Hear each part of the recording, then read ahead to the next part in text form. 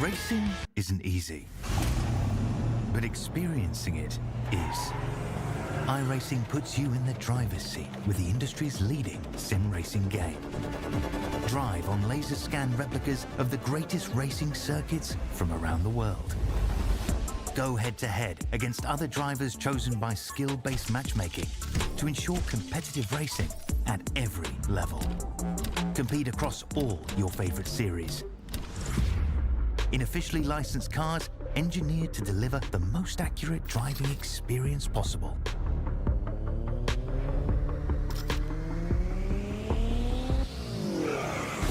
Join a race or host your own with players from across the globe.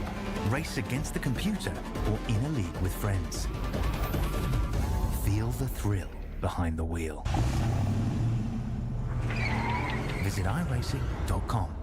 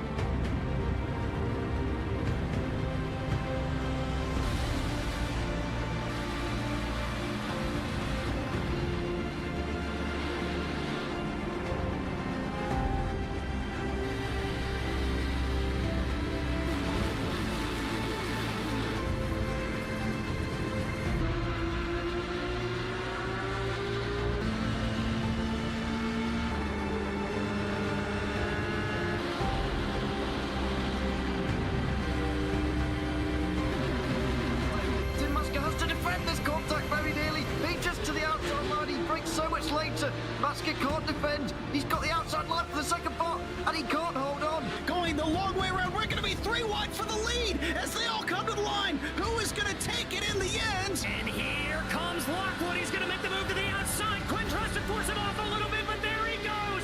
It's going to be side by side through turn 1. Will he be able to cover him off? He does. Weaving back to the left-hand side. Reynolds is trying everything. The kitchen sink is being thrown at it. They're leaning on each other. Coming into turn number 3. It's going to be a drag race through 3 and 4. Coming back to the line. Here comes Frisch on the bottom. Richard's going to hold the inside. Tries to be the late breaker here. They're going to be side by side through the final chicane. They bang doors, but keep it clean. As they're still 4 wide on the run down into the back straightaway. Demerit's looking for a line as well. What is going on in Michigan? Novak into the fence. They're still beating and banging. And to the line. He is much faster coming through there. Is there damage on Challenger? Abramitis is ahead. There's going to be a race to the line. Who is going to get it?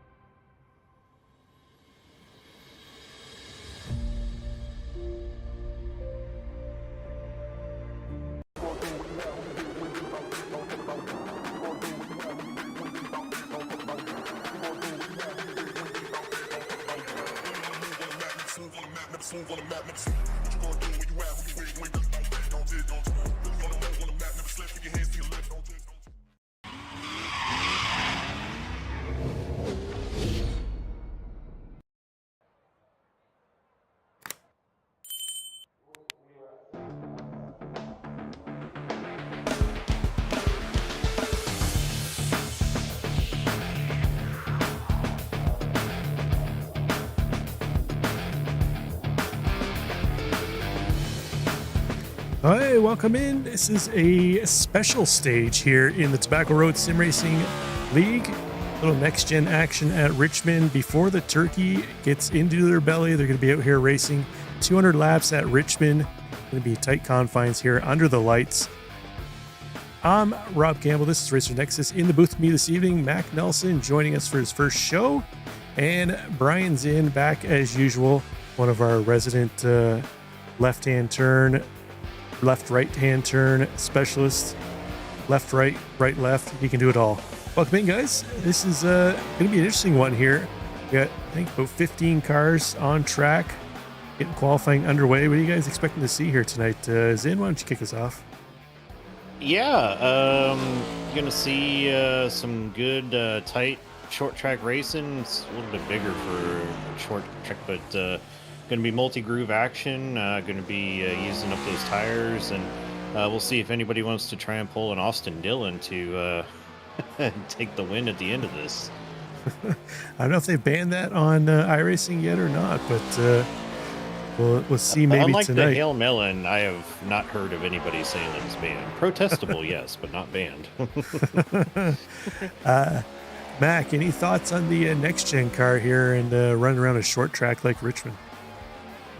You know, I don't know if I have really any thoughts. You know, it's a big car. It's a powerful car. You know, we got about 670. It's a little tuned down for these short tracks, but we are going to be seeing a lot of guys driving it into those corners, reaching those high RPMs.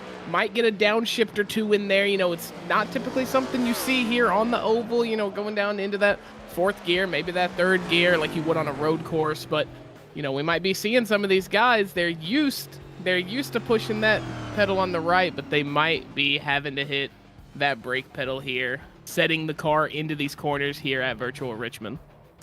Absolutely. Last week we were at Talladega for the final race before the Thanksgiving break. It's definitely a change of pace here heading to Richmond. But 200 laps in, how quickly do you think that goes? Do you think we see a lot of cautions here this evening, or could we get surprised with a lot of green flag running? I don't know. I mean, with it being a non-points race, I'm kind of wanting to take the over on being a caution fest. But these guys have definitely shown us that they're capable of running tight and clean. So hoping that we get that. But if I'm a betting man, I'm saying if we're getting quite a bit of cautions, I think it's going to be an aggressive beat and bang fest before the night's done. So the Turkey Bowl, I'm dubbing it. I don't know if they have a name for it, but I'm calling it the Turkey Bowl out here.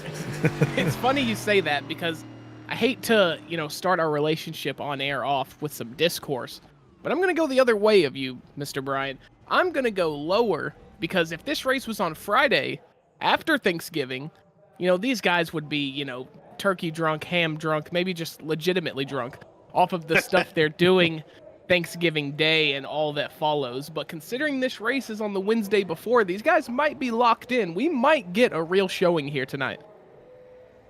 Well, I'm hopeful that we do. It's been a minute since I've broadcasted a close, tight battle, so I'm hopeful for it. You know, Bristol, when these guys ran at Bristol, it started out pretty good, and then once the first caution fell, it was like breaking the seal, and it became a knockout, drag-out fest. But we'll see. Like I said, these guys have definitely surprised and are capable of running some good, hard, fair racing. Yeah. I would like to agree with that. You know, you see it typically when a league wants to be broadcasted, they have faith in their drivers, and just from the practice and qualifying here, I can see that these guys, especially the likes of Travis Everett, who ran a 21.59, that is going to be your provisional pole, assuming Mr. Jason Cowles here does not break that. But these guys are in tune with their cars, man. These guys know what they're driving. These guys know it like the back of their hand. I think we might see some really good racing. I mean, these times are oh so close, man. Yeah, you know, you can see it on the timing tower yourself, but this is short track racing in a nutshell. Very close fields up and down the order. We've got less than a second covering all 12 cars that have qualified so far. Looks like we're wrapping up qualifying, so let's run through that starting order.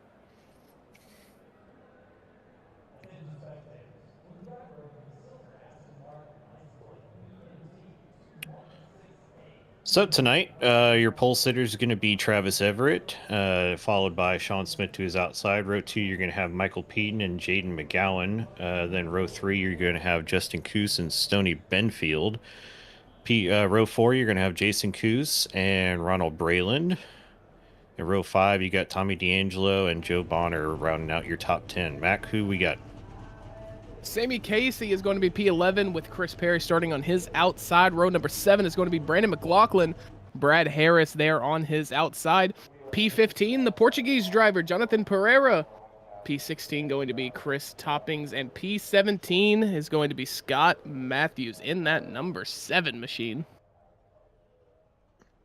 Yeah, some names I haven't seen in other races that I've broadcasted. So be curious to see how those guys run tonight.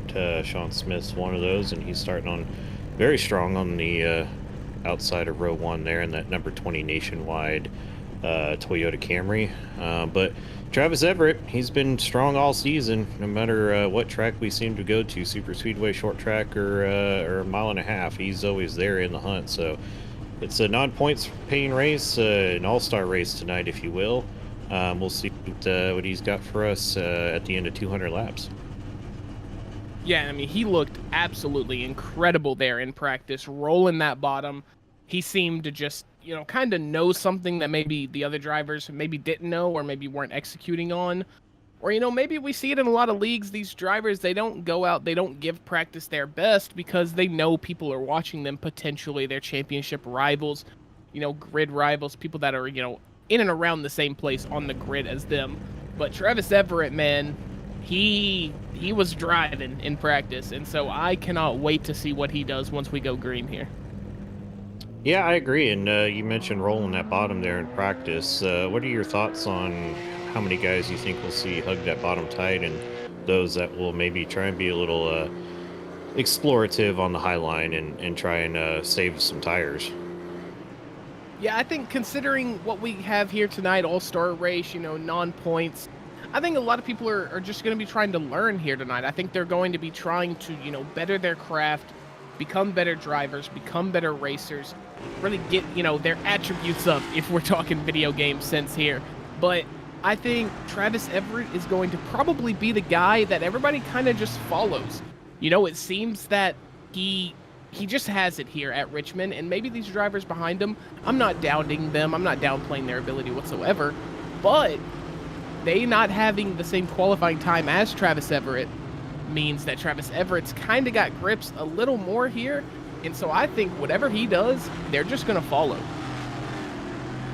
Yeah, I think challenger to keep an eye out is going to be Sean Smith there, and his outside. He was only 0.003 of a second off the pole time, so I think he's going to be a challenger to Everett's efforts tonight. But Michael Peden, he's been having good results off and on throughout the season. The Coos cousins as well. And as they come off of turn 4, we're taking the green flag here. 200 laps, and we're underway. Yeah, underway, and it looks like Travis Everett got a real nice and early start just inside of that closest Geico restart zone line, which I assume they follow here. And Travis Everett, man, like we said, rolling the bottom.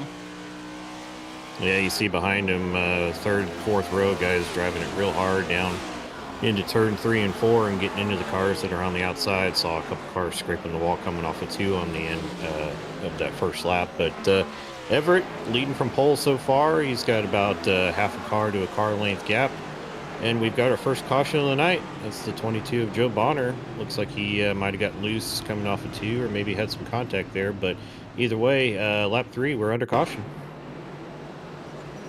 Yeah, and something to note here is I'm not entirely sure if this is going to stick as we see Joe Bonner going around out of turn 2 there. Unfortunate stuff from him. But Scott Matthews here in P9 already. We're 2 laps into this thing, and he is already up 8 spots. Started the race P17. And being P9 right now, what an electric start from him.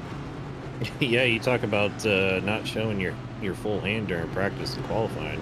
That's a perfect example of it. But yeah, going back to that spin from the 22, looks like a case of just maybe gotten on the throttle a little bit too early on the exit of 2, and the tire said, I'm not ready for that yet, and it gave up the ghost. But unfortunate, looked like it might have been the not sure who that was that he ended up getting T-boned by, but just had nowhere to go there. They do have one fast repair tonight, so a couple of cars may be taking advantage of that early on, or may just choose to sit in pit lane and get the damage fixed. Yeah, it's kind of a tail flip because, we are in Richmond. Chaos does indeed breed chaos. You said that at the top of the broadcast, and you never know, man. You never know. Do you take it now? Do you give yourself maybe a little bit of an advantage, or maybe just get yourself back on, flat footing with these drivers? Or do you just, like you said, sit, wait it out, It's all up to the driver at the end of the day.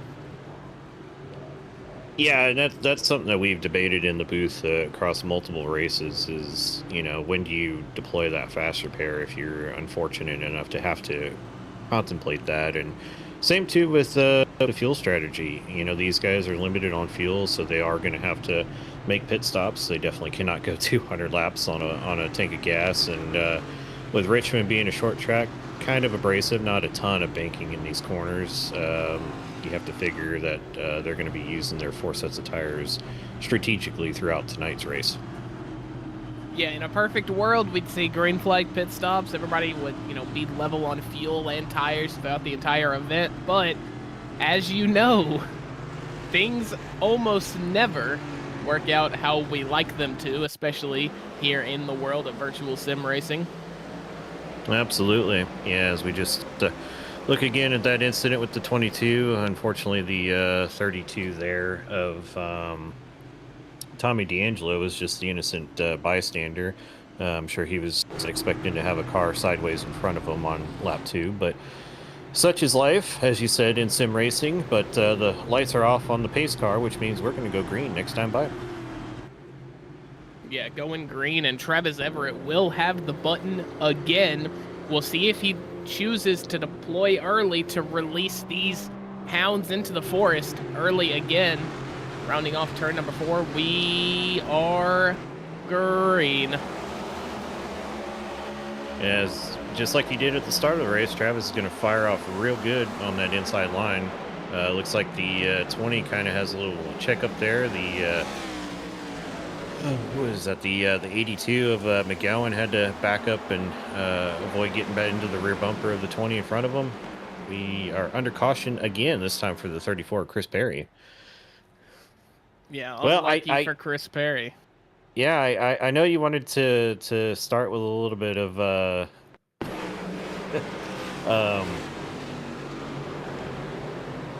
think of the word. Disagreement. Golly. Disappointment on cautions tonight, but looks like my prediction may be coming true. Yeah, it looks like the seasoned vet always pulls one over the young one's brow, and yeah, I mean, you knew it. I kind of would have liked to know it as well, but I was just confident. But yeah, second caution of the night. We are 7, 8, 9 laps in. I almost wanted it to be the 6th or 7th lap so I can make a joke. All the kids watching would get that one too. I'm still youthful, man. I swear I'm still youthful. Yeah, I'm 10 years older than my brain thinks it is, but even I just don't quite understand the sensation behind that.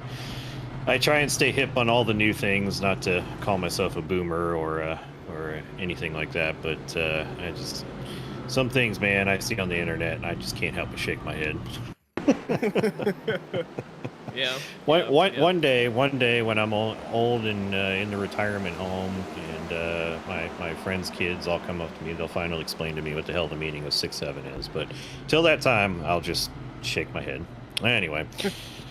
So yeah, second caution of the night. We're only 10 laps in of this 200 lap race here at Richmond, but going back to pitch strategy and what we were talking about before the caution, what would your thoughts be and your strategy on, doing a couple of gas and go stops if your tires are seeming to hang in there, or, would you stack your tires towards the end of the race, or would you look to try and build up a big gap using them early on, Mac?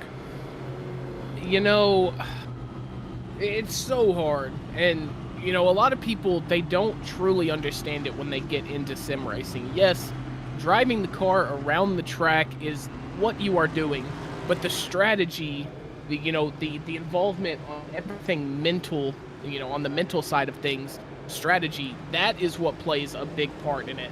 And here at Richmond, I personally like to go right sides as much as I can, really save, those all 4 changes for when, it's late in the race. You need to be able to get in the corner, excel out, really fast, get good runs towards the end when you're making up, spots that are going to impact the actual finish. Here at the start, I wouldn't be concerned about changing tires, topping off with fuel at all. Yeah, I think I would agree with that. Normally on these kinds of races, I usually try and run whatever line I can that's going to save my tires and keep it all towards the end. But enough of that. They're coming through the restart zone. We're back green here at lap 11 of 200. Everett fires off again, takes the lead. Number 20 slots in behind him. They're too wide for third and fourth and too wide behind them for fifth and sixth. Yeah, Sean Smith doing exactly what I said a little bit ago, just learning off of Travis Everett. He washed up in that initial corner on both starts. This third restart, or this second restart, third start technically. He finally learns, he dips down, carries a little less speed into the corner, but it helps him out, and now he's right on Travis Everett's back bumper. Yeah, and a little ways behind that, Michael Peden in the 24 was really driving it hard into turn 1 and 2 and kind of washed up the track and into the car that was to his outside. He's done that a couple of times tonight. That really puts a load through the tires, especially as they're going through the gears initially. So we'll have to keep an eye out for that.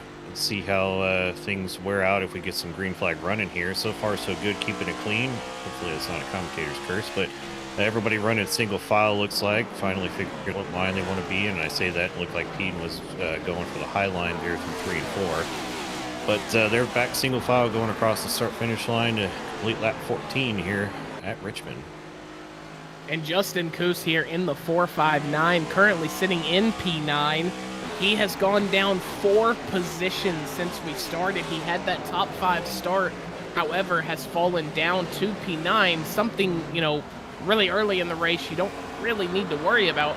But considering kind of the smaller grid that we have here, all of these positions mean so much. And, you know, when you have a lot of drivers out on the grid, you can kind of, you know, monkey bar your way up. Kind of conveyor belt, you know, you pass a guy here, give up a position there, pass a few guys, and, you know, you're up. But here, when there's only 17 drivers out here, he's kind of already in no man's land, besides that number 7 right in front of him. So hopefully that's something that he can figure out and get going back on the right track.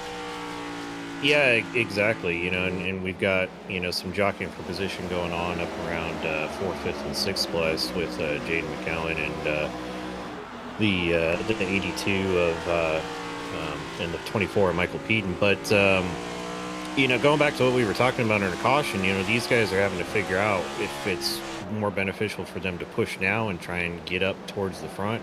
Maybe their car runs better in clean air. But we'll finish that conversation as we are back under caution for the 3rd time tonight.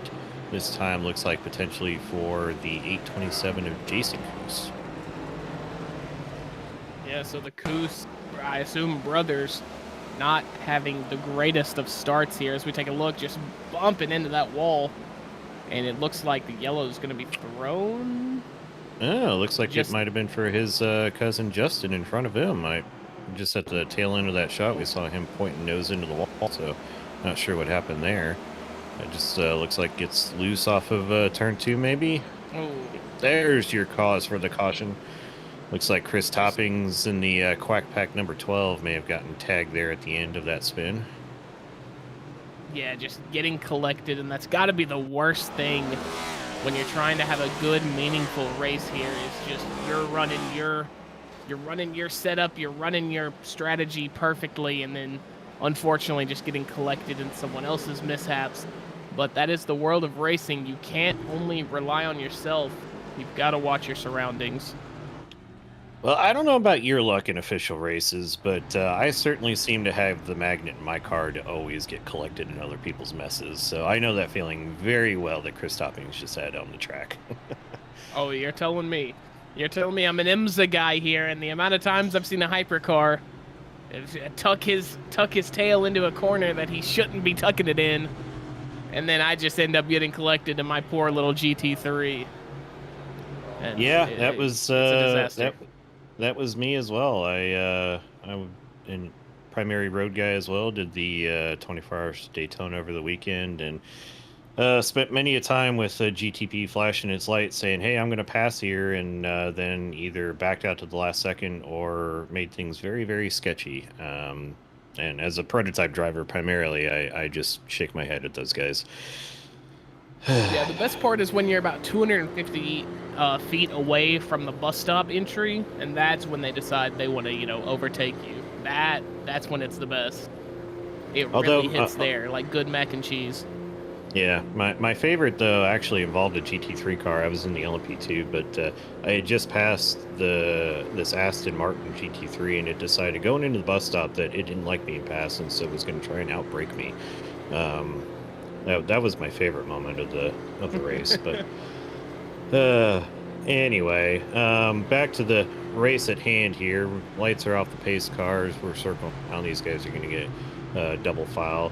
Every once in a while, they'll do a single file restart, but it doesn't seem like the restarts are the problem, so no need to change that. But they're going to get 2x2 back through about 8 rows here, and we're going to fire off back at green flag racing here shortly, and hopefully these guys can get some green flag running. Yeah, I would love to see these guys bust out a 30, 40 lap, pit cycle here, all under green. That would be something really cool, as Mr. Sean Smith going to take us off for our 4th start of the race. Yeah, I didn't even realize that Sean had taken the lead there. Okay. But yeah, so Travis Everett not leading on that restart for the first time tonight. Sean Smith is going to take off from the point, but Travis Everett says, "Ha, you thought you could enjoy your lead? I'm going to take that right back. Thank you very much, sir," as he powers around the outside, coming out of there down the front stretch. And he's going to take the 82 of Jaden McGowan with him. And suddenly Smith, who was having a strong run, first or second, he's now stuck in third, having to hang on to keep from losing even more spots.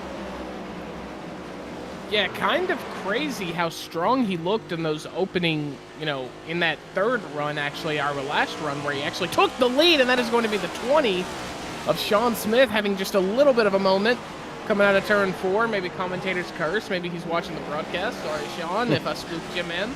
But now Travis Everett is going to be taking that lead back, and it's something that, personally, I thought was probably going to be seen for the entire race, but that last run, Sean Smith really opened some eyes. Yeah, he must have gotten around the 13 of Everett just right before the caution came out.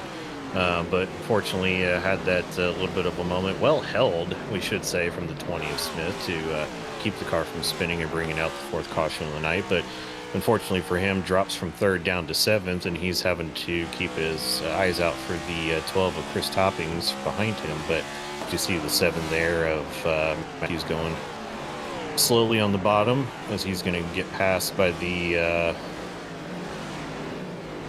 827 of Coos, gets up in the wall, hits it a second time for good measure there. Yeah, Jason Coos, unfortunately, not really. It almost seems like he's just not familiar with this car's power coming out of that corner. However, I will say Richmond is a very deceiving track. You think that you're on for, a good, smooth exit, and your car just won't agree with you. Those rear tires won't agree with you, and then you end up in, the catch fence on the outside, or maybe the pit wall on the inside. As we go yellow again, looks like that is the 459 of Justin Coos. And I apologize to Justin and Jason. I cannot remember for the life of me if it's pronounced Coos or Kaus on their last name. I'm thinking it's Kaus now that I'm saying it out loud, so I apologize for all the times we were saying Coos, but it is Kaus. Yeah, he gets spooked by his cousin there, who was double tapping the wall and had to make an extreme correction to avoid running the back of him, and ends up just losing the rear end there. So with Thanksgiving tomorrow, that might be an awkward conversation at the family dinner table. Somebody might have to give up an extra portion of turkey. Hash brown casserole might get slung all over the walls. Just make Yeah, the mashed potatoes and gravy may be a casualty from that, but no harm, no foul. It was a single car collision. Didn't look like he picked up any damage from that, so assuming the tow links and everything are still very happy under the body of that car, he should be able to carry on without any problems. But we are under our 4th caution of the night here. We're on lap 31 of 200. As a reminder, these guys will have to make pit stops. They cannot go to the end on fuel, obviously. They do have 4 sets of tires, so there's some strategy to play with that. And going back to our tire discussion and kind of how we approach things, I definitely am in agreement with you with, try and play it conservative. I've got no problem giving up spots early on in the race, especially at a track like Richmond where I know it's likely to be a caution fest. But, having fresh rubber at the end of the race where it's going to be its most advantageous is definitely my preferred option. But I know there are some guys out there that prefer to, like you said, take right sides only and do four tires later on in the race. I haven't quite mastered the just two at a time technique, but it may just because I don't do enough left-hand turns only. Yeah, and I mean, that's something you see it a lot in the NASCAR Cup Series. Those drivers like Nick Ottinger, Ray Alfalla back in the day, 5-time champion. He seemed to be a master at the taking two right strategy. It seemed like it just made his car explode out of the gate on that next restart every single time. And it's something that, it goes back to something I preached about earlier, that strategy. Being a master strategist in these oval races will really net you a lot of positions and a lot of I rating if you're on the official service. Yeah, and I mean, it's something that translates to real life too. Any NASCAR fans out there saw what 2 tires versus 4 tires did for deciding the NASCAR Cup Championship at Phoenix this year. So, and it's just something that you have to make the decision and live with. You can't, obviously you can second guess yourself because hindsight's always 20/20, but in the moment you got to go with what your car's feeling like. And that's something that I'm excited. I hope we get a lot of green flag running, because to see the difference in these guys' cars, in clean air versus in traffic, it's going to make a difference around here. Yeah, I totally agree. But as these lights go out on the official iRacing pace car, we will be back to normal, so to say, with Travis Everett controlling the herd. He crosses that restart line, and we are green again with the 75 of Stoney Benfield, unfortunately, falling asleep on that start. Him and that 6 machine of Brendan McLaughlin are looking pretty slow compared to Travis Everett out the gate. Yeah, Travis Everett's looking in his rearview mirror going, did I jump that, or did you guys just get caught sleeping there? But as a result of it, Michael Keaton's going to say, thank you very much. I will take that position from you, Mr. 75, and he will move up to 4th place. The 75 looks like he might be losing another spot. So for Stoney Benfield there, restarted 3rd, currently down to 6th, just from getting a poor restart compared to the guys behind him. Yeah, very, very unfortunate. The absolute opposite of where you want to be heading if you're Stoney Benfield. Saving grace for him is that it is only lap 36. We still have a lot of racing here to go at Virtual Richmond. So he has plenty of time, a plethora, if you will, to climb back these positions on the grid. Well, speaking of plenty of positions, we're on board with the number 6 of Brendan McLaughlin, who started 13th, and he is currently all over the back bumper of our leader, number 13, Travis Everett. And he's sitting there going, yeah, I'm up to 13. What's another one? Let's make it a nice even 14 here. As looks to the inside here going into 3. He's going to drive it in there really deep on them. But is Travis going to be able to fight back on the outside? No, he's not. The 6 is going to clear him and take the lead. Yeah, what a run that Brandon McLaughlin had out of turn number 2 in that last lap. It looked like Travis Everett might have been standing still there for a minute. He looked like Barry Allen. That is the Flash for anybody not accustomed to DC Comics. That's just a little bit of nerd stuff you get from me. Young guy. Hey, come on. Young guys aren't supposed to know nerdy things here. Oh, come on. Travis Everett, though, looking real nice here. Looked like he's chasing Brendan McLaughlin down. Yeah, Travis Everett, who led for a lot of the laps that were run under green, he's definitely fallen back from the 6 of McLaughlin after McLaughlin cleared and took the lead. So now you have to sit there and say, is it just because his car is not handling as well in the dirty air whenever he gets close to the 6, or has he settled into a groove and said, you know what, you go run your race, I'm going to run mine, and I'll see you at the end with fresh tires. But it's not going to matter. Field's going to get bunched up for a 5th time tonight, as the 34 Chris Perry looks like he has said hello to the wall. Yeah, and I assume with us just crossing lap 41, I assume we're going to maybe see some pitting here. Maybe not. I'm not entirely sure what kind of fuel load these guys are running here tonight, but 4 sets of tires, 4 extra set of tires, I should say. So, mathematically speaking, here we should be seeing some people pit. Yeah, and as you saw there in the replay of Chris Perry, just drove it way too hard and got on the gas too early out of turn 2 there and just smacked the right front into the wall. Chris, if you're watching this back, may I recommend a different technique to get your car realigned? That is not how you add camber to the front suspension of your car. But field's in the hands of Brandon McLaughlin, our third leader of the night, behind Travis Everett and the number 20 of Sean Smith. But I am curious, you did bring up a good point. We are a fifth of the way into this race, if my math is right.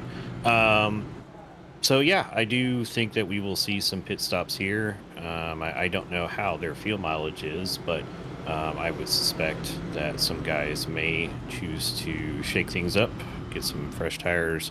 If nothing else, they may be doing some back counting from the end of the race and saying, you know what, let's come down, top up some fuel, get on a different strategy to the cars in front.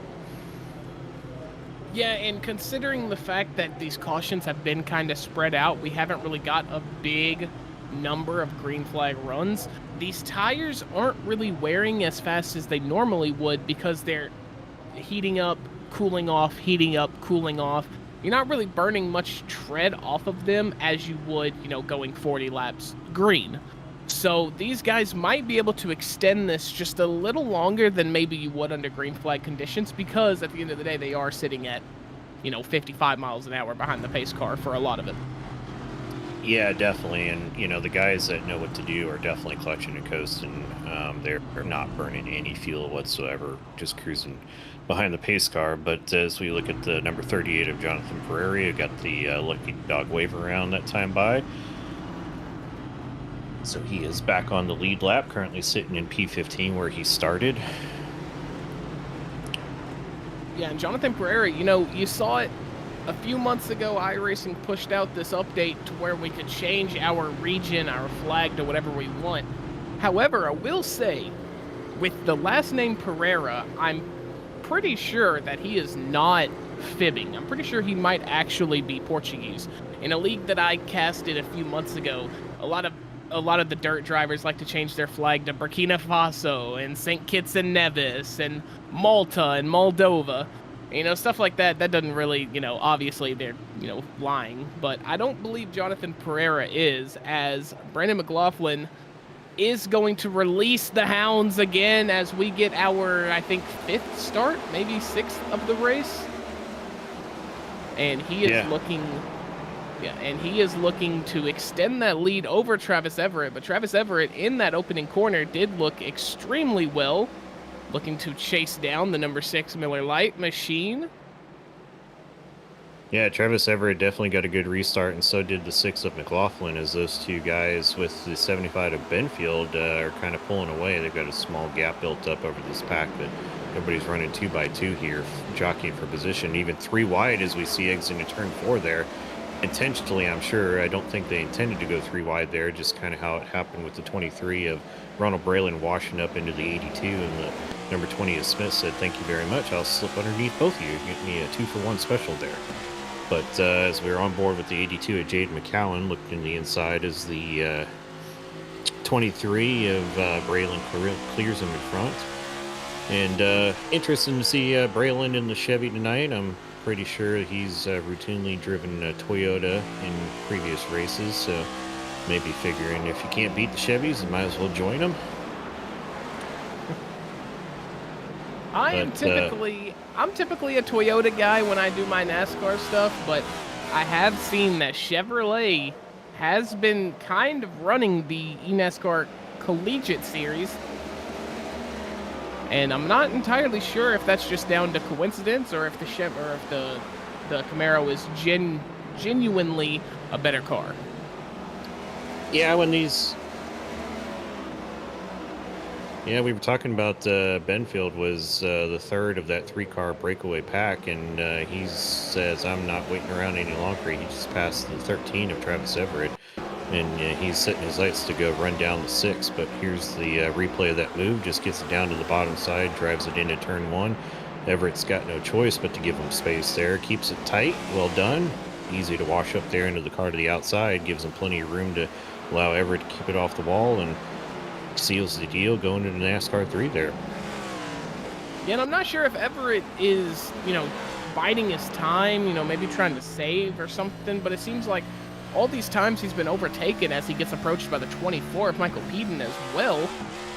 He seems like whenever he wants to, hit that on switch, he's right back up there to the top. But every time he's being overtaken, it just seems like they're overtaking him like he's sitting still. So I'm not entirely sure if this is calculated from him, or if maybe there's a distraction at his setup, or, what's going on. But, it seems like he's just flipping that switch on, off. And I'll be interested to see where that gets him when we get down to these, last 50, 40 laps. Yeah, and I was going to say, you called out Peden running down the 13, but now he's got his mirrors full of the 20 of Smith, who's looking to make his way back to the front after that half spin that he had across the finish line several laps ago, as he completes the move on the 24 there and moves himself back up into P4. Looks like Sammy Casey in that Georgia paint scheme is sitting on pit road. Georgia is not playing tonight, so cannot use the excuse of watching the Bulldogs playing. But either way, not sure what's up with him. But Michael Peden, who was looking to make a challenge with 13 of Everett, is now staring at the back end of the number 20 Toyota. Yeah, and Sean Smith, almost in that same conversation as Travis Everett. I said it a second ago. He just kind of seems to be on that on-off, either blazing past somebody or getting blazed past. That's not how that should have came out. But anyway, he's either getting overtaken extremely easily or he's overtaking someone else extremely easily. So, maybe they're kind of on the same wavelength here, Travis Everett and Sean Smith, as they have Brandon McLaughlin and Stoney Benfield in front of them, maybe potentially burning all of their tires up. Well, in Benfield, he's making a challenge for the lead here, and you saw it at the tail end of that shot, but he was right on the back bumper of the 6, and now he's saying, I'm not happy staying here. I want to take the lead, as he's going to the inside of turn 1 and 2 there, and he's going to see if he can make this stick. McLaughlin, on the other hand, is going to try and get the run, carry the speed off of 2 there and take the high line, but the 75 saying, nope, you're going to sit back there in P2 and you're going to like it. Yes, and Richmond is such a perfectionist dream track. You have to be absolutely perfect in every single stage of every single corner. You can't really run people down on the straightaways because you're only on the straightaways for about 5 or 6 seconds before you're setting your car into that next corner. Those corners are really where you are making or breaking your race. And for the likes of Sean Smith, we saw it a lot at the beginning of the race. He was washing up into that second, maybe that third lane, and that's what was dropping him a ton of positions. So you have to make sure your car is at the perfect RPM, at the perfect slip angle. You have to make sure, as we see yellow flag coming out, that is Sammy Casey, who unfortunately has a very messed up front end. But to finish what I was saying, you have to be perfect in every single stage of the corner, because if you're not, your time is going to increase per lap exponentially.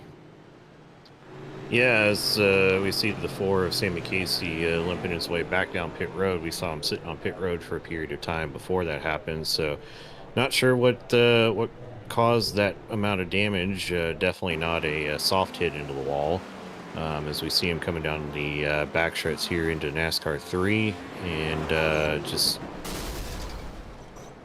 either gave up or his steering wheel disconnected. That was a very odd collision there.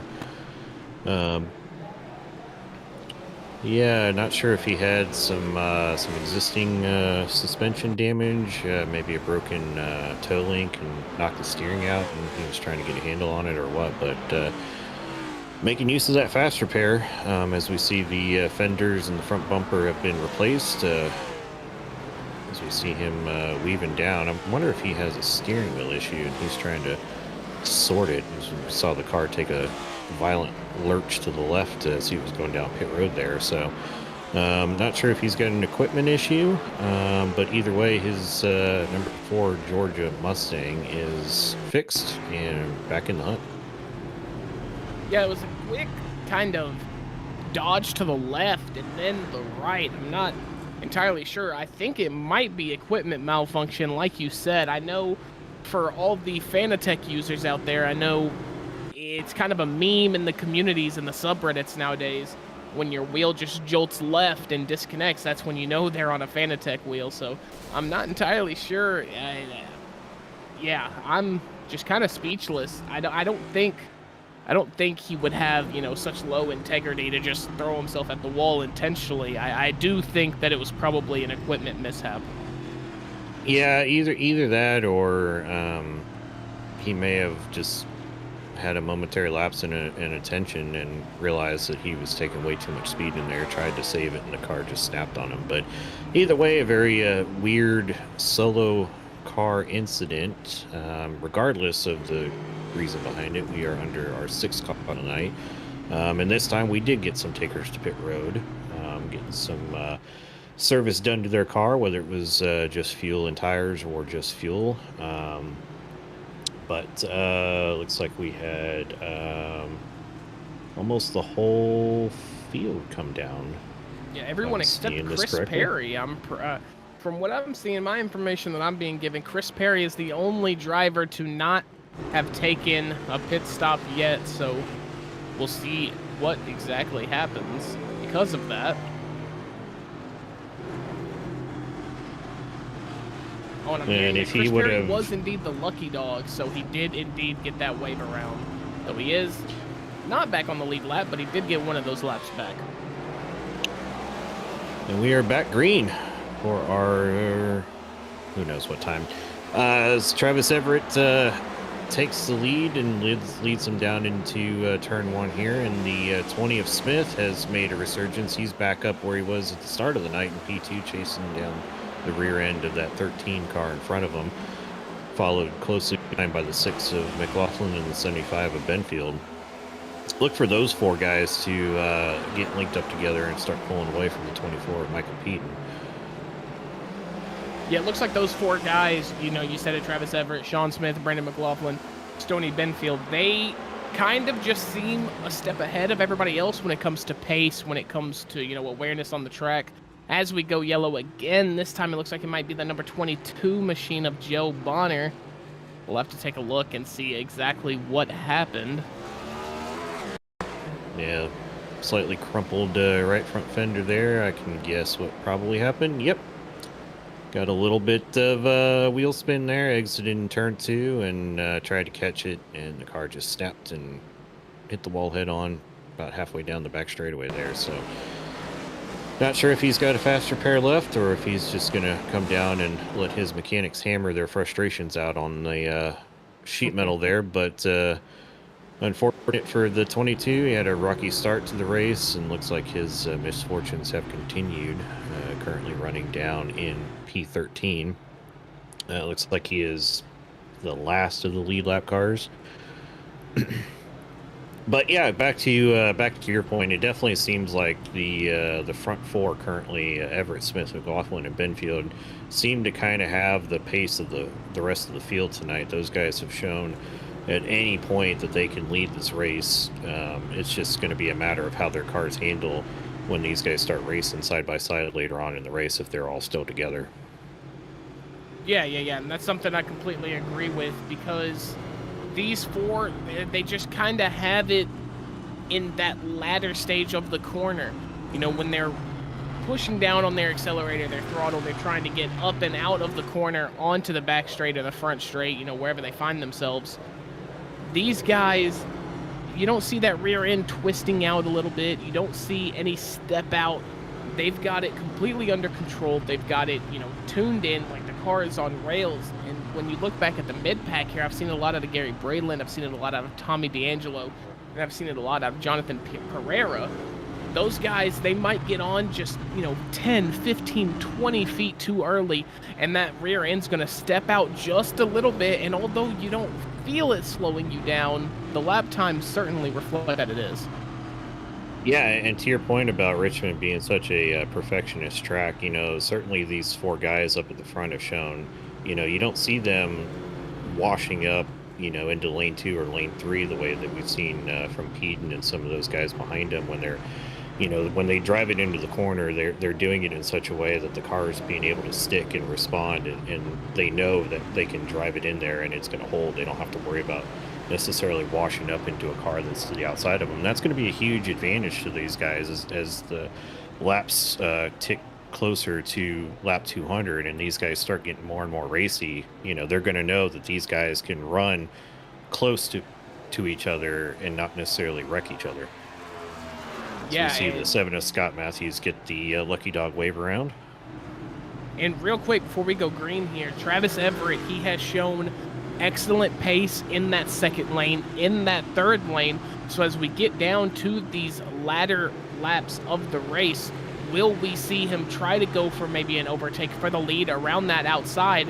We will get to that, though, later. For now, green flag is out. Travis Everett is going to lead the boys away as we get ready to go green here, lap 70. We've got 131 laps remaining. And it's looking like it might be a show between these top three, man. Yeah, good restart from everybody there. Nobody really sleeping that time around. And certainly for the front three, as we see the 24 Michael Peden, he's trying to hang on to it and keep that car rolling, keep the green from being put away in place of the yellow. Looks like we are going to stay green here. But definitely looks like for Everett, Smith, and McLaughlin, those guys have it nailed on those restarts to be able to just fire off without any issue. Certainly a step above Benfield, even though Benfield has shown that he can fight back and get back in there. As we see contact between the 20 and 13, they were beating and leaning on each other there going through turn 2, and something had to give, and unfortunately it was the front bumper to the left rear of the 13. Well held, well saved. We stayed green though. I'm shocked and that the number caution didn't 6. come out from that. I'm shocked as well. And that number 6 of Brandon McLaughlin almost had a through goes Hamilton moment as the 20 and 13, they make contact. He tries to pin it through the middle of them. Unfortunately, gets just a little bit caught up in those two drivers. That would have been sensational racecraft from him if he managed to split the difference and get in between both of them without a scratch. Yeah, who did have a through goes Hamilton moment, though, was the 75 of Benfield. He picked correctly, taking the bottom line, and just fired through there while everybody else was trying to sort out their mess. But we are back under caution for the 8th time tonight. I'm not sure the cause behind that. As we're looking at the replay here, 75. McGowan, yeah. Oh, hard hit to the inside wall there off of turn 2. And if I'm not mistaken, I think he might have been caught up in something earlier. He might not have a fast repair to lean on. We'll have to see if he makes his pit stop quick or if it's a slow and miserable stop, as we've got the 6 and the 20 stopping. Go ahead, Zinni.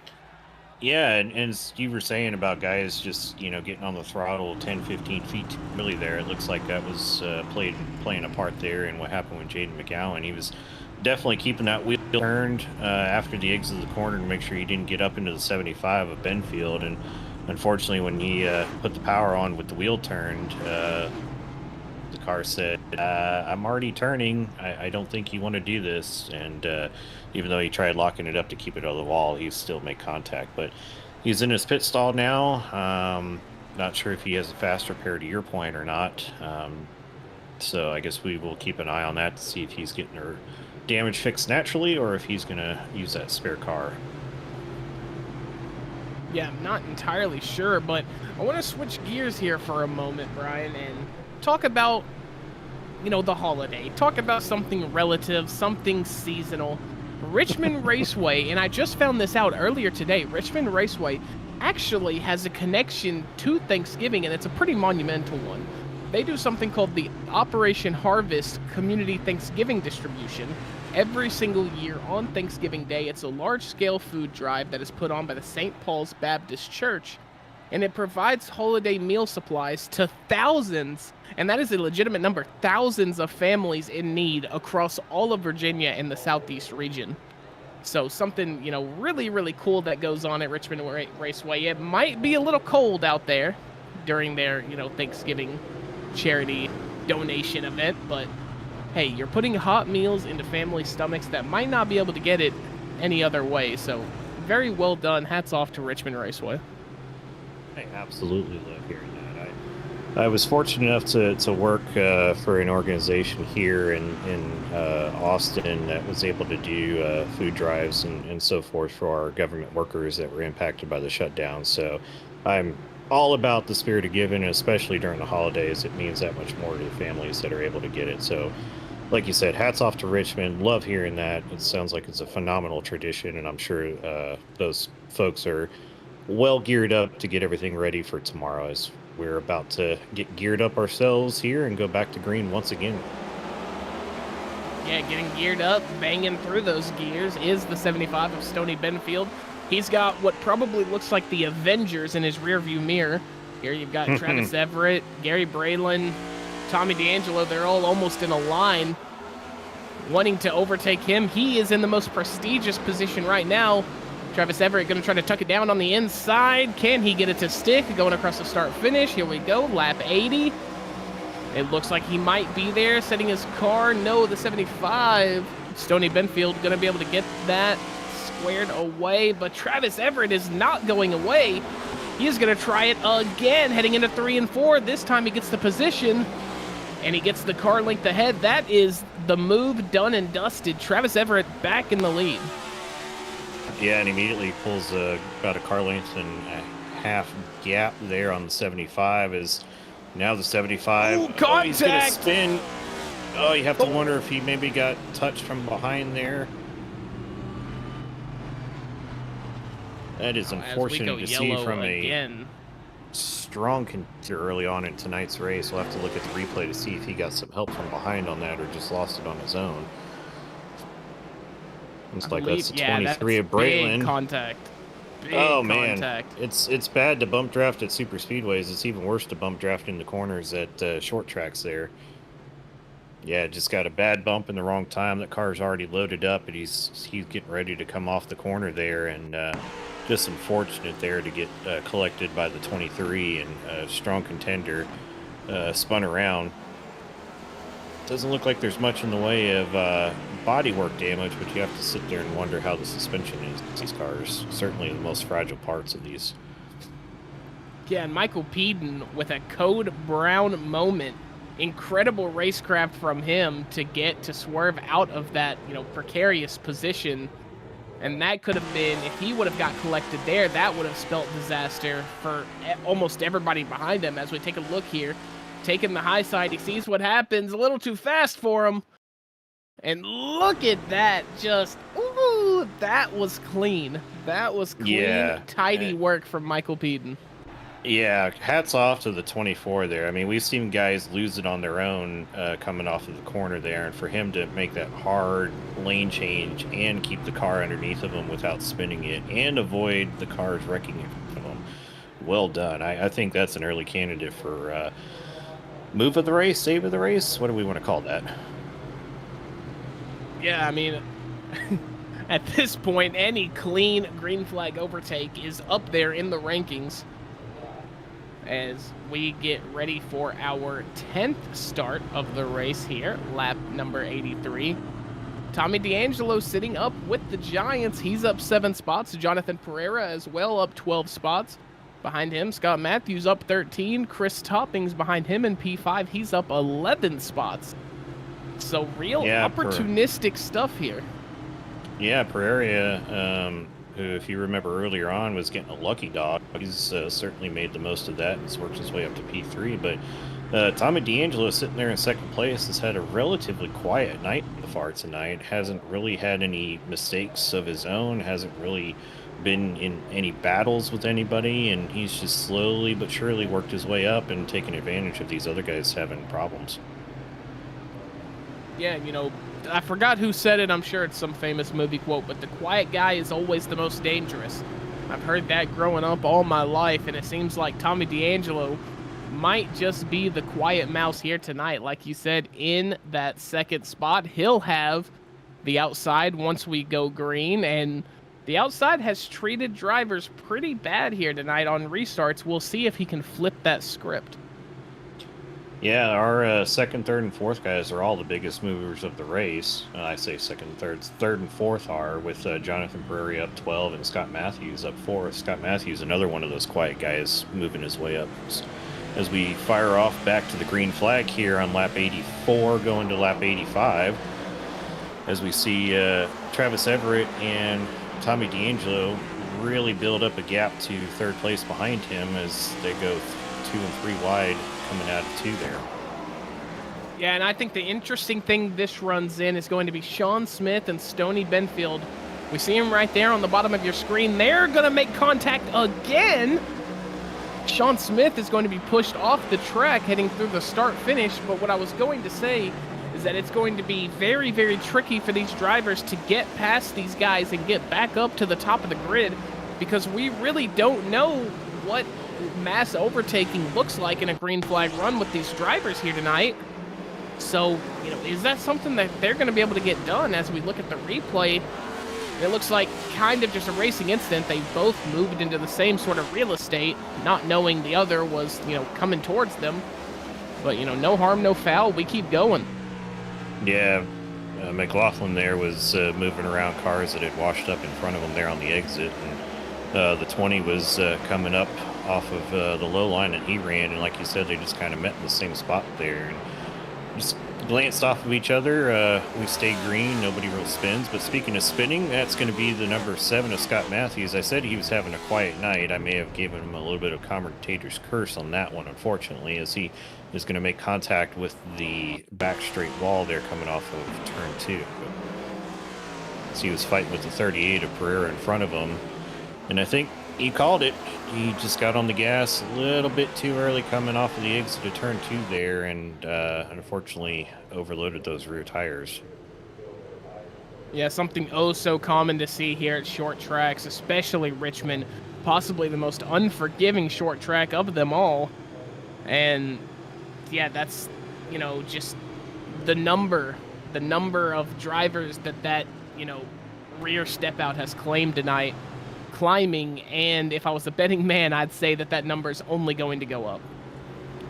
Yeah, you talk about it being kind of most demanding and punishing of the short tracks, and you know, looking at Richmond compared to Bristol, you know, you almost have to say Bristol is kind of easy to drive as far as short tracks go, because the banking is just so tall that, you know, you can drive it in there. You know, you look at Richmond, it does not have very much banking in these corners. And, you know, I'm curious to get your thoughts on if that is what is such a challenge to racers here. Yeah, and I mean, you see that low line, there's almost no banking. You know, it rivals the flatness of, you know, say a Martinsville. But the problem with Martinsville, or I guess not the problem, but the good thing about Martinsville is you're not building the speed up that you do here at Richmond. So getting slow into those corners is not going to be that difficult of a task there at Martinsville.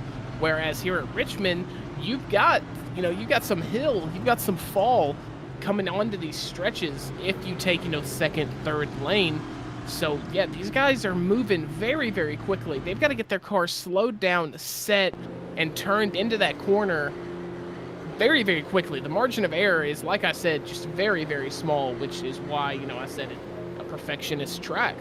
And it's just difficult, you know, for the people watching at home who aren't exactly familiar with sim racing. And, you know, some people might call it, you know, it's just a video game. You're playing a video game. Yeah, you know, you are, but the physics, the simulation, the tire model, it's all very, very realistic. So at the end of the day, these guys are having to put in just as much work, you know, mentally and on the equipment as these drivers are in real life. Granted, us sim racers, we don't have a 140-degree cab to sit in for 4 hours. So that's where it really starts to take a toll on you physically and mentally. We don't have to deal with that, but it is difficult. It's very, very difficult. Yeah, absolutely. And you know, the other trade-off is we don't have to worry about junking a, you know, $250,000 piece of equipment either. So, but yeah, just press the reset button. Yeah, exactly. There's no reset button in real life, as some folks would like to tell you that are hardcore racers. But yeah, I think that that's a very good point. That even watching it through the broadcast doesn't convey the challenge that you get. You know, Coda is my local track, and you know, the elevation changes and the off-camber corners just does not come through on a TV broadcast, and it's something that you have to experience for yourself to really understand it. And I think that same concept plays in here at Richmond. You just don't have a sense of how flat it is and how much of a challenge it is. As we're about to go back green here again as they go through the restart zone. Led to the start-finish line by the 13 to Travis Everett on the low line. He quickly slots up to the high side to get that good angle going into turn 1. He's got the 32 of D'Angelo following closely behind him. Yeah, and something I want to touch up on real quick. Travis Everett, the genius move that he just pulled on that start, as things are getting a little bit chippy behind him, but Travis Everett had an amazing start. He knows that he is going to have a little bit of space behind him when he does start. So what does he do? He moves up to the top side to stop that 32 car from, you know, potentially overtaking him. And then once he realizes I've killed that run, then he slots back down into that bottom line to set his car into the corner and actually put together a good lap. So just amazing racecraft and amazing strategy from Travis Everett there on that restart. Yeah, exactly. He knew that he would have the room to be able to go up there, which opened up the corner entry into turn 1 there, allowed him to carry a little bit more speed there, not have to worry about the car getting tight on exit, which would have killed his momentum down that short backstretch. So, as you said, really well done. You can definitely see that Travis Everett has the measure of the track tonight. But we say that he had a great start, but he's got a pack of wolves that are very close behind him, trying to hunt him down, led by the 32 of D'Angelo, who's quickly getting challenged by the 6 of McLaughlin, who's outside. And who's behind them? Yep, that's the 75 of Benfield, making a good run again. Yeah, and Tommy D'Angelo is doing everything almost perfectly. The only problem I see with him right now is he is getting passed on the outside, the difficult way around by the number 6. We see some contact, wall crashing behind him. I'm sure we're going to go yellow. Yes, we are. But the 32 of Tommy D'Angelo, he is doing everything almost perfectly as he... Whew, that was the 82 of Jaden McGowan there, who had a little bit of a moment after the caution. But finally, Tommy D'Angelo just not setting his car in the corner properly. That is the only downside to how he is running right now. Yeah, and it's unfortunate that we keep having these cautions, because these guys up front are getting really great restarts. As we see, the 82 there had an issue going down the backstretch, and the 20 just helped him finish off that car for his troubles. But yeah, just get some wheel spin exiting a turn 2 there. Not sure if he was caught looking at the 38 of Pereira wrecking into the inside wall in front of him, or just lost it on his own. Saw the 20 there of Smith getting caught up in that. Not sure if he picked up any damage or if that was some netcode contact there. But either way, it's unfortunate that we have these cautions, because these guys up at the front are really nailing these restarts and are really showing that they want to be racy and put on a good show, and they're just not getting a chance to, because every time they start to build some items, start to get some passes working, start to get some challenges, or start running down the leader that's, you know, had a 2 car length gap, you know, it gets interrupted by these cautions. So hopefully some of these guys that keep having issues eventually have to sit in the pits and get their car fixed instead of using fast repairs, and we get some green flag running. But either way, we're back under caution for our 11th time tonight. We just finished 101 laps, so we are officially past halfway tonight out of 200 laps at Richmond. Had some guys come down, looks like, and take some tires and some fuel. So definitely have some different strategies working now versus everybody being on the same pit strategy. Yeah, and I mean, these guys that thrive under the long green flag runs, you know, they're just licking their chops. They are wanting to see a full fuel load green flag run here. And, you know, as we get on with this race, I feel like the level of patience, I'll say, with these drivers is is going to go down, but I don't mean that in a bad way. I mean the levels of patience with being in the sim, in the session, is going to go down, and, you know, maybe they'll stop going for these risky moves. Maybe they'll just drive it to the end. And with that being said, I would love to see the 13, the 6, the 75. I would love to see how all these drivers stack up once we get 25, 30 laps into a run. Yeah, I mean, the one advantage that these guys are having as we see the pace car lights off again as they're getting ready to go to green is for a lot of these guys up front, if we have a green-white checker situation at the end of this, they know how they're going to fire off on these restarts because they've seen it so many times. And so it's going to make it hard to either defend or attack depending on what position they're in, because everybody knows how every car responds up there and how every driver responds. But we're going to go green again here as they fire through the restart zone across the start-finish line. Once again, the 13 Everett fires off on down into turn 1, and he takes that high line approach again, gets able to into the middle lane there. But this time the 6 is a lot closer than he was on the last restart. Yeah, and, you know, a little late on the adjustment down to the bottom lane for Travis Everett. His car kind of washed up into that second lane, something that I'm sure he didn't mean to happen, but alas it did. And Brandon McLaughlin here in the 6 trying to squeeze in. It looks like he's just about to do it. Yes, he will. And eyes on the prize, he's looking at Travis Everett as that leader, and he's thinking, how can I get around him? Yeah, and that battle kind of checked up the 32 D'Angelo, and the 75 of Stoney Benfield said, you know what, let me use up a little bit of tire here and drive it down to the bottom lane. He's going to take that 3rd spot away from D'Angelo. And they've got a little bit of a gap built up between the 12 and the 24 of Toppings and Peden battling for the 5th position here, as we see Toppings had it momentarily, only to have it taken back by the 24 on the outside there. And behind them, Jaden Ronald McGowan, sorry to interrupt, but Jaden McGowan in P12 did just set the fastest lap of the race with a 21.64.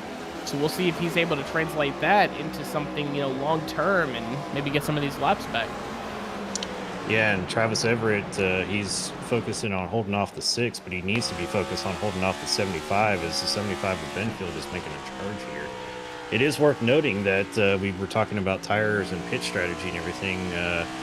Stoney Benfield there in the 75, currently P2. He's going to take that spot away from the 6, and McLaughlin is on the newest tires of anybody in our top 6. He has 21 lap newer tires than our leader, Travis Everett, who is on the oldest tires of our top 10 at the moment. So seeing that tire strategy play out now for the first time this race, and probably a preview of what we can expect near the end of this race if guys are saving tires for the end versus some guys using them up now. Yeah, and something I really love seeing is staggered tire degradation out of our top 3, top 4, top 5, whatever it may be, because that is when the mind games truly begin to set in, and then it just becomes a battle of who is on the correct strategy, which is something, you know, I've said it multiple times tonight, that's something very underappreciated in the motor racing world, I feel like, is just the strategy, the mastermind, the manipulation that goes down, manifestation, all those big words that go down when it comes to planning a race out. And like you said, Travis Everett on the oldest tires, yet he is still in front. Is that a testament to his strategy, or is that a testament to just how good he is behind the wheel?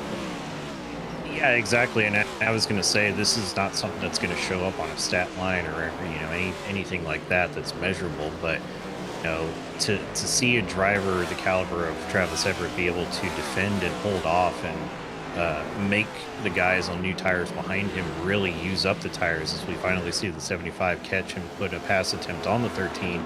But you have to sit there and wonder how much life did Benfield have to take out of his tires to even be able to get in that position.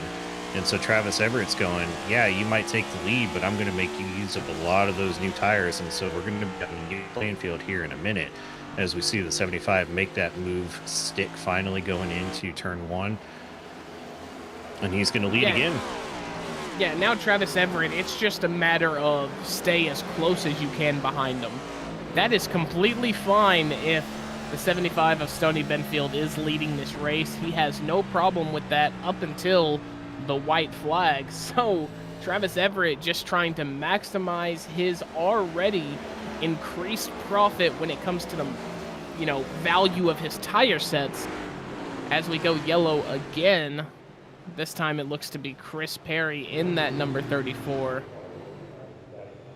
Yeah, it looks like he's down against the inside wall there just before the entrance to turn 3. He's going to get rolling again, probably come down pit road. But absolutely, and I'm sure for Travis Everett, part of his strategy is that he realizes once he does get caught, he's not going to put up much of a fight because he knows, as we are right now, there's probably going to be another caution. As we see Chris Perry just wash up high out of turn 2, smack that outside wall, and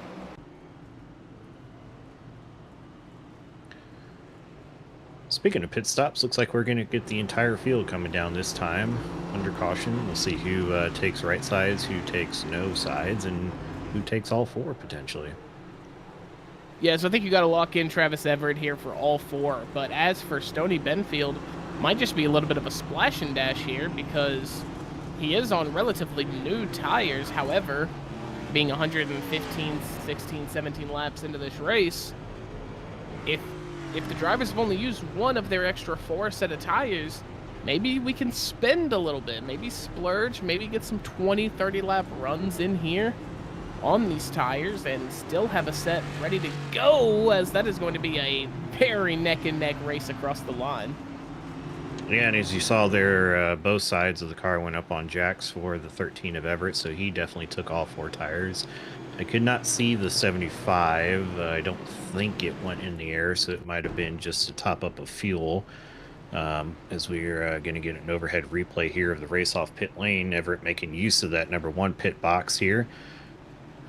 Oh, that is truly neck and neck. I don't think if that was across crossing the finish line at the end of the race, that might be zeros out to about the 5th decimal point there. That was really close between those 2.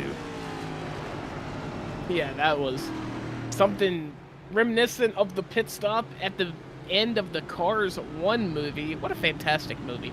And if I'm just going to say this. You got kids at home, you're a grown man, grown woman watching this, and you got kids at home and they're getting into racing, show them the first Cars movie. That is what sparked my love as a child, and that is just, I put that movie up on such a pedestal. That's got to be a top 5 movie of all time for me. I don't know how to feel that you said that you were a child when Cars 1 came out. I was a junior in high school, but I completely agree. I've been a fan of racing my entire life. I was so happy to see an animated film come out that was specifically about racing.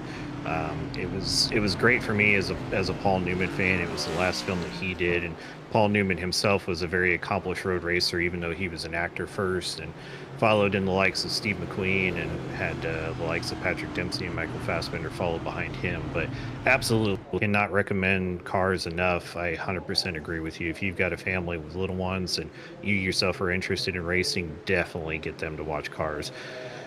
You'll enjoy hearing your kids say ka-chow. And speaking of ka-chow, we're going back green again tonight. And Travis Everett, as he has done all night, fires off in that restart zone. And he's got about a car and a half, 2-car lead over the 75 of Stony Benfield and the 6 of McLaughlin, who are still side by side as we exit turn 2. And they're 2x2 behind him with the 32 of D'Angelo and the 24 of Peden.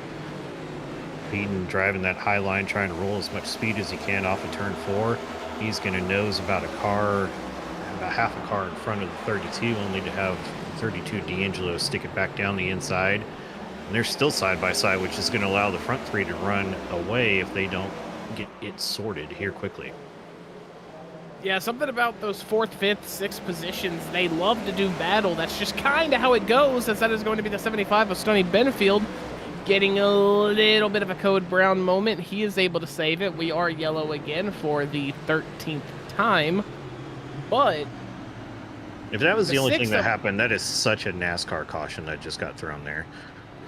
Yeah, I agree. But the 6th of Brandon McLaughlin, just something about him, that restart, maybe it was the new tires, maybe it was something different, but he just seemed to not be able to set his car into the corner correctly any of those times that we were just green flag running. So, you know, something is it maybe Brandon McLaughlin, maybe he's not in the zone, maybe he's not locked in enough, or maybe it was just the new tires, but noticeably worse in those corners those last few go-arounds than he was on the other restarts.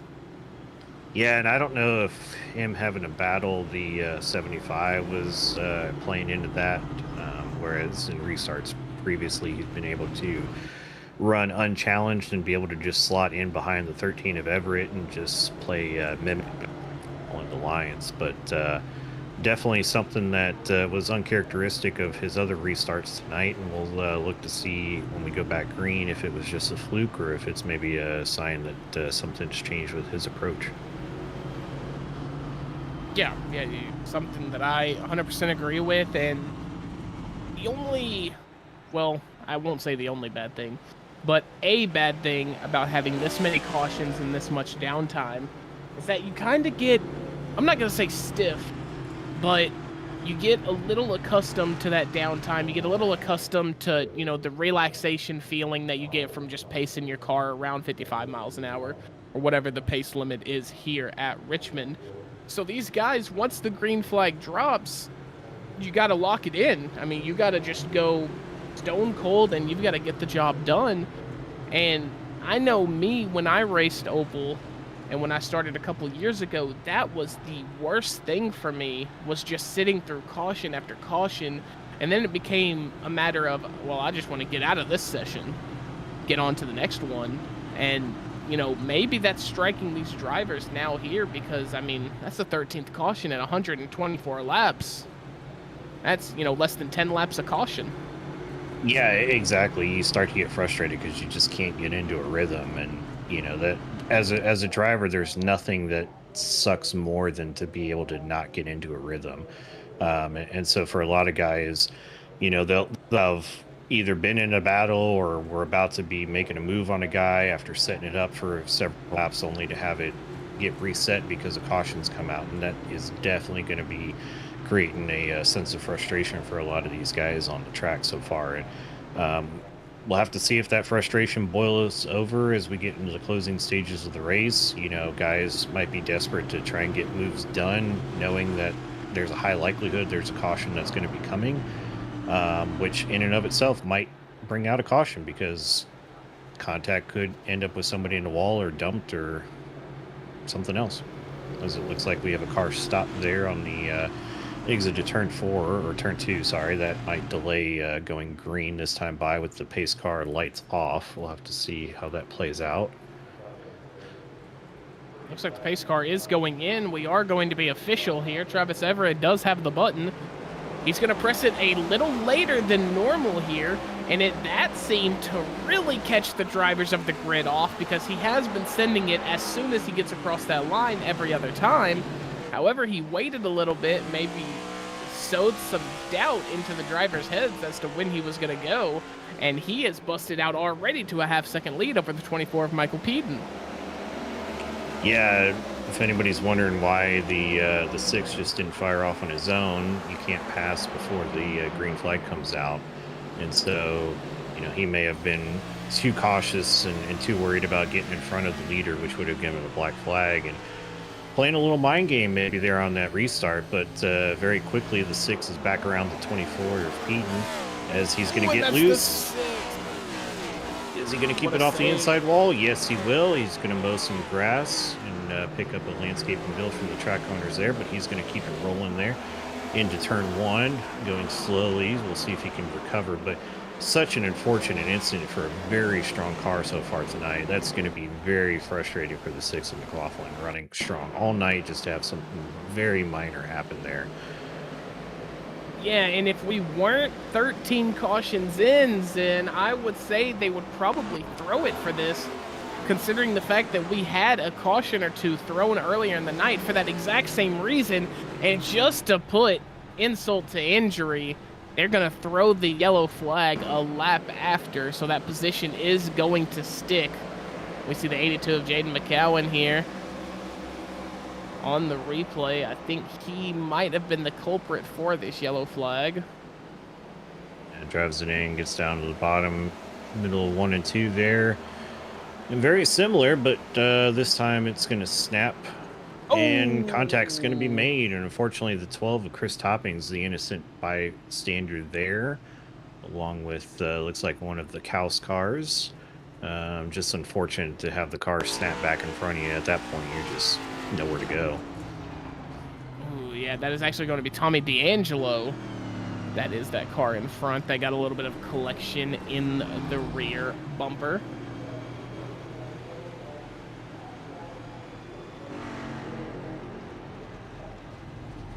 Well, it looks like it was Jason Kaus driving for D'Angelo Motorsports.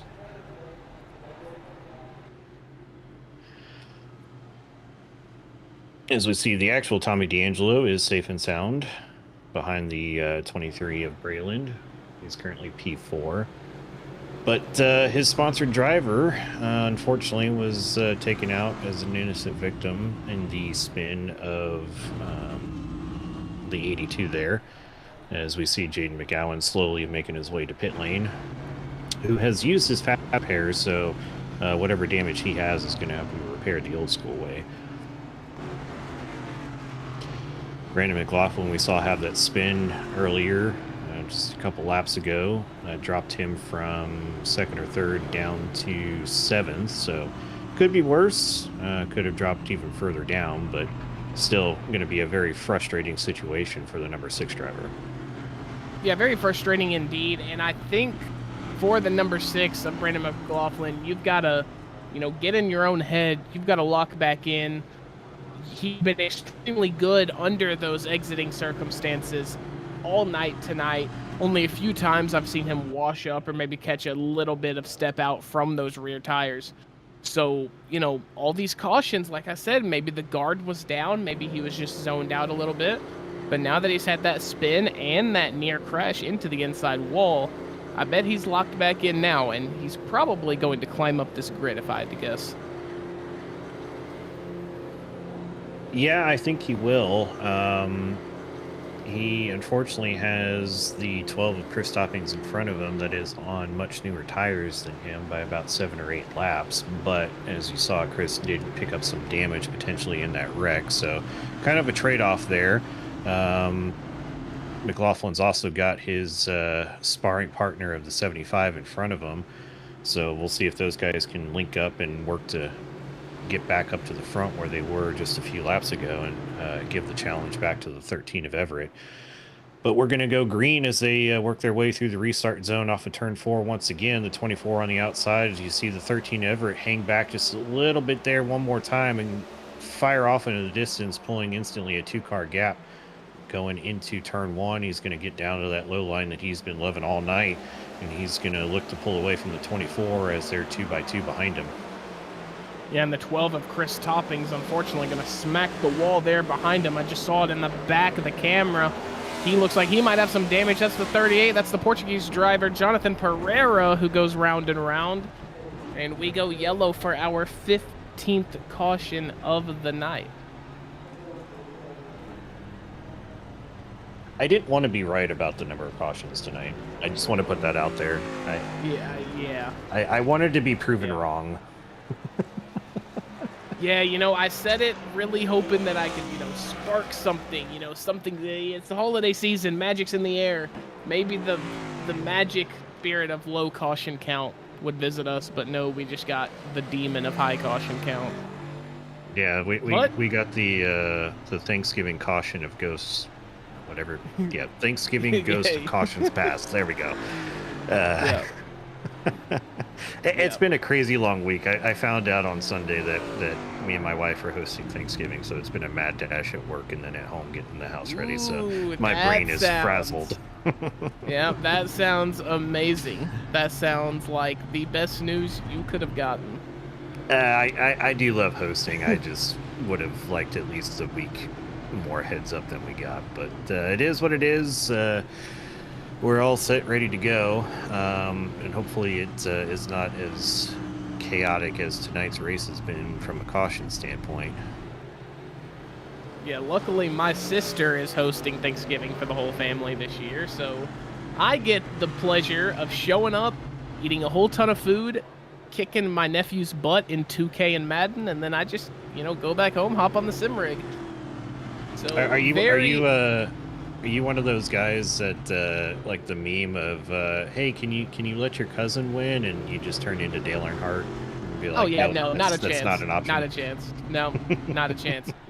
Fun fact, actually, I let that same nephew play on my sim rig a couple weeks ago, and he said, he issued a challenge to me. He said he picked the coolest car out and said, I can beat you around this track. 21 seconds a lap later, faster.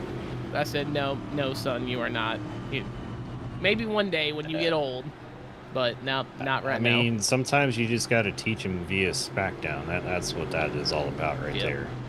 Yeah, exactly. I agree.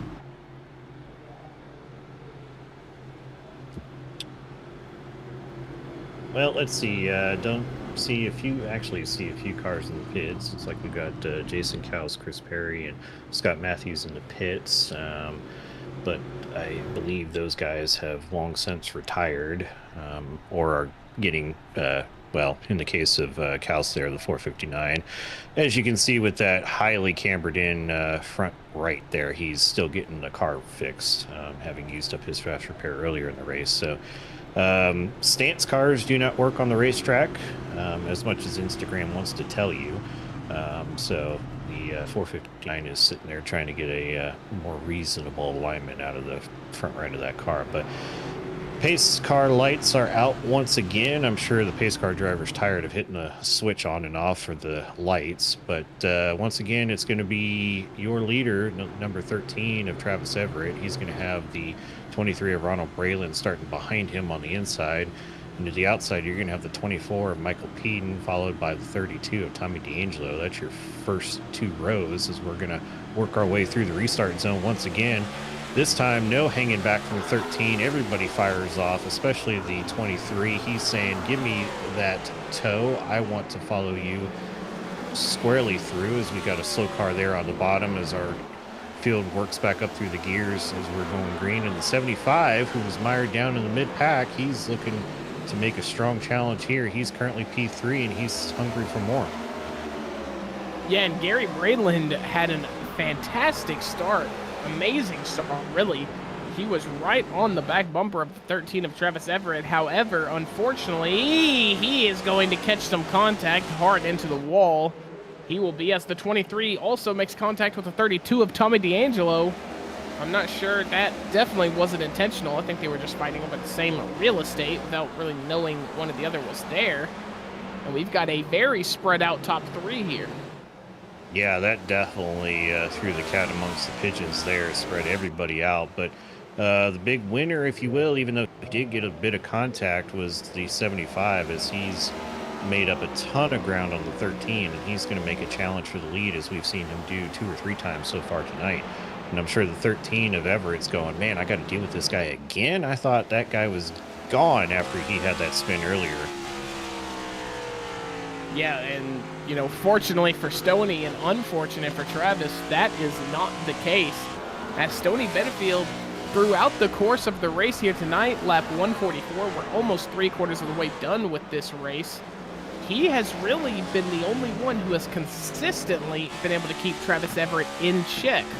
As he's going for a move right now, he's going to try to set it on the bottom. Travis Everett falling asleep, letting that bottom line go. Stoney Benfield, he is not going to be credited with the lead for the lap. And we go yellow again. So Stoney Benfield, sorry, I got my words jumbled. Stoney Benfield gonna have to do it again. Yeah, as we see the 38 of Pereira, and I think that was the 82 potentially of McGowan, were facing the wrong way at the start-finish line, and then there was some after-action contact. Not sure what was up with that, but as we see down at the bottom of the screen, the oh goodness gracious, that's a lot of that was collection. One of our favorites early on in the race, the 6 of McLaughlin getting hard into the wall and collecting the 38 of Pereira. Unfortunately for those drivers, they cannot park there. Yeah, and unfortunate for McLaughlin, as he just gets driven into by the 23 of Braylon. as you saw it wash up from the low line to that middle line, and unfortunately the 6 was already there, and the 23 said, "I don't care, you're getting out of my spot and into the wall." Yeah, really unfortunate there. Absolutely. That is really hard to watch for a very strong contender all through the race. We were talking about the 6 of McLaughlin being frustrated with that self spin. I'm sure he's absolutely fuming at the 23 at this point. That was a tough move to see made there. But as Danny Hamlin would say, that's just short track racing, whether you agree with it or not. But and unfortunately for Stoney Benfield, he was making a monumental charge to take the lead of this race, and had to put it on ice temporarily as the caution came out just as he was about to get dead level with the 13 of Travis Everett. Yeah, we've seen Travis Everett mess up on his corner entry 2, maybe 3 times here tonight.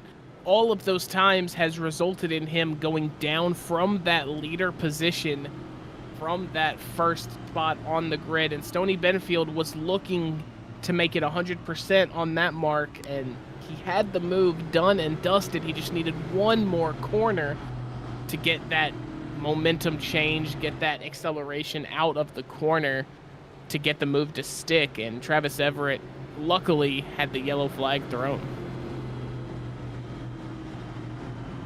Yeah, saved by the bell, literally, or in this case, saved by the yellow flag. But we'll see if Travis wants to do one of his delay restarts or look to just fire off early on that restart zone and see if he can potentially catch some guys napping there.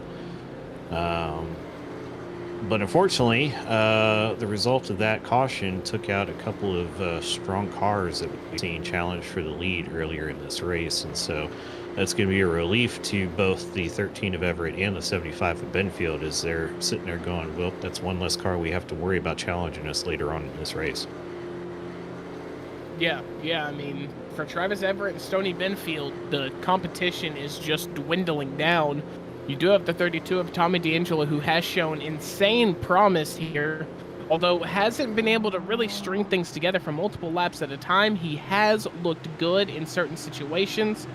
Travis Everett has the button. He is going to push it right in the middle, really, delaying the start again, and it really seems to get to these drivers, and you just notice that gap is a lot bigger when he waits instead of when he decides to go as soon as he crosses that first Geico restart line. Yeah, and Stoney Benfield, starting on the outside, was able to roll a lot of speed through 1 and 2 there and pull a gap and be able to clear the 32 of Tommy D'Angelo, as he's going to scrape the wall there across the start-finish line. But if you notice that restart, the 12 of Chris Toppings was getting real anxious in the second row on that outside line. He was bumping the rear of the 75 a couple of times as they were checking up and getting stacked up, entering the restart zone. So probably picked up a little bit of damage there, but either way, it's clear that Chris Toppings is very eager to try and move up and get this race going for more than a couple laps at a time. But we're staying green, and normal order has resumed at the front of the field as Everett still maintains the lead of the race as he has done for a lot of the laps tonight, currently working 152 into 153. But once again, got his mirrors full of that gray 75 Mustang behind him. Yeah, and I mean, Stoney Benfield, we've said it 100 times, and we'll say it maybe 100 more by the time we're done here tonight. But Stoney Benfield has been amazing here, really the only one to challenge Travis Everett for that top spot consistently. And here we go again, Travis Everett with a little bit of a mistake. He washes up into that second lane. Stoney Benfield plants his car down there. Now Travis cannot move down there. There is a car there. Stoney Benfield going to try to take advantage, and the yellow flag is out again. It's just not meant to be for the 75 of Stoney Benfield. Yeah, they had to split the 34 Chris Perry there, who was staring headlights back at him. Headlights if they actually had lights, but nose of the car pointing at him. Looked like a car in place of the choose cone, and had to take the high line or the low line. We'll have to get an onboard shot again from the 75 or the 13 to look like what that looked like going side by side. But Man, we've seen it a lot tonight. Just guys losing it all on their own. You called it earlier in the race of potentially getting on the power a little bit too early, exiting these corners. But here, watch this as we're riding on board with the 75. Just keep an eye out at the end of the back straightaway here, and just look at them have to split at the last second to avoid the Park 34 car in the middle of the road. Hello. Yeah, you're right. It did kind of look like the choose cone for the lane choosing, and yeah, man, these guys. There's got to be a question of, you know, not confidence really, but just mental capacity for the rest of this race. I mean, these guys have had to flip on the go switch and flip it off. You know, this is the 17th caution, so 18 different race starts that we've had to go through here. And, you know, that's got to wear almost more than green flag runs. Yeah, and we're starting to get to the point where strategy is going to come into play regardless of whether we keep getting cautions or not, because we've got our top three, Everett, Banfield, and D'Angelo, that last pit on lap 115, but everybody behind them has pit either on lap 146 or just on lap 155. So at least from a fuel perspective, the guys from fourth on back are in much better shape than our top three. Now you sit there and say, well, they're running on a caution, so they're getting fantastic fuel mileage, but regardless, there's still more fuel in the tank for our fourth place car on back. Yeah, exactly. And so, you know, if we drop the flag here and we don't get another caution for the rest of the race, those guys on that full fuel cell, they are going to be in heaven, because these front three guys, like you said, they've got the less fuel. I don't know if they're going to be able to make it all the way to the end. Yeah, and I'm sure these guys have a sense of what they need to get to the end if they're running any sort of fuel overlay or fuel calculator. They've run a few green flag laps at full pace to be able to get what those numbers are, and they might be sitting and waiting, saying, okay, I've got a number in my head of when my pit window opens that I know I can make it to the end with some additional coverage in a green white checker situation. So they may be holding out for whatever lap number that is that they have in their mind, and they know that they have the pace to hold these guys much more fuel behind them until that time comes. Whether it's going to be a green flag stop or not, we don't know, but green flag is about to wave once again as they are in the restart zone and fire off once again here on lap 159. Yeah, and the pack here has dwindled down from our 17 or 16 cars that we started with, sorry. And we have only got, 7 cars in the lead pack now, so, you know, kind of a shootout. Will we see another caution go? The 24, Michael Peden there getting a little cozy with the 32 of Tommy D'Angelo. Yeah, definitely leaning on him a little bit to get through 3 and 4 there, as we see D'Angelo saying he wants to cross back the 24, but has a little bit of a traction issue coming out of turn 2 there, and unfortunately doesn't get the run. Had to keep it tight to avoid getting into the 23 of Braylon on his outside. And the 23 saying, I'm going to take that speed I just rolled through 4 and see if I can make anything happen with the 24 in front of me. But while these guys are battling, it's allowing the 75 and the 13 to pull away from them in front of them. Yeah, and I believe we have a little bit of trouble coming out of the 38 of Jonathan Pereira again. You saw it on the very tail end of that last lap as they were coming down the back straight. He got a little squiggly. Maybe hit the outside wall there. Not entirely sure. He seems to be. And the contact again. It's the 75 and the 23. They did the exact same thing. There was no contact made between those two cars. That looked like a pure simulation. They did the exact same thing at the exact same time. I'm impressed on how in the world the 23 managed to flip around and hit the 75 backwards. That's impressive. As we see, he moves up the track, the 24 is there, and he gets fired off at the 75. Yeah, the 23, unfortunately, did get a little sent around there, but the 75, Stoney Benfield, that is just, I mean, that's halfway down the straight. That is very, very unfortunate. coming from he was- the only guy who has troubled Travis Everett all night.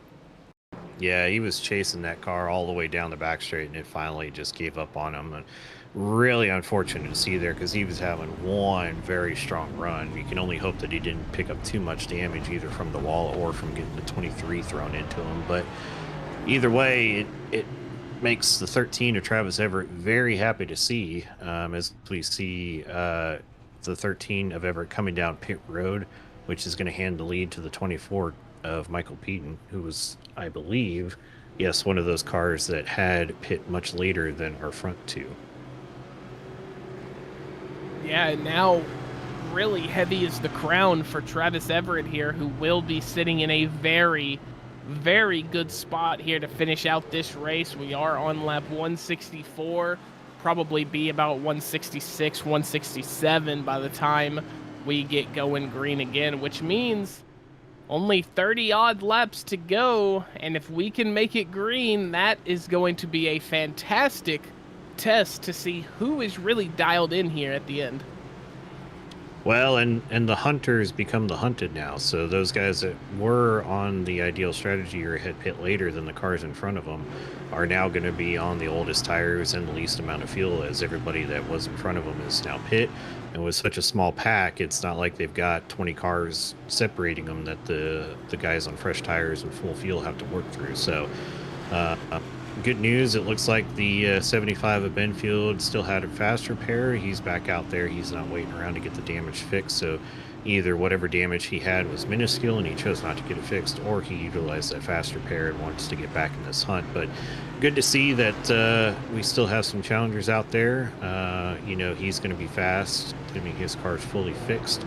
You know, the 13 of Everett, what he can do, what he's done all night. And so it's going to be a matter of for Brayland and D'Angelo and Tops in front of them if they can hold them back there for any period of time.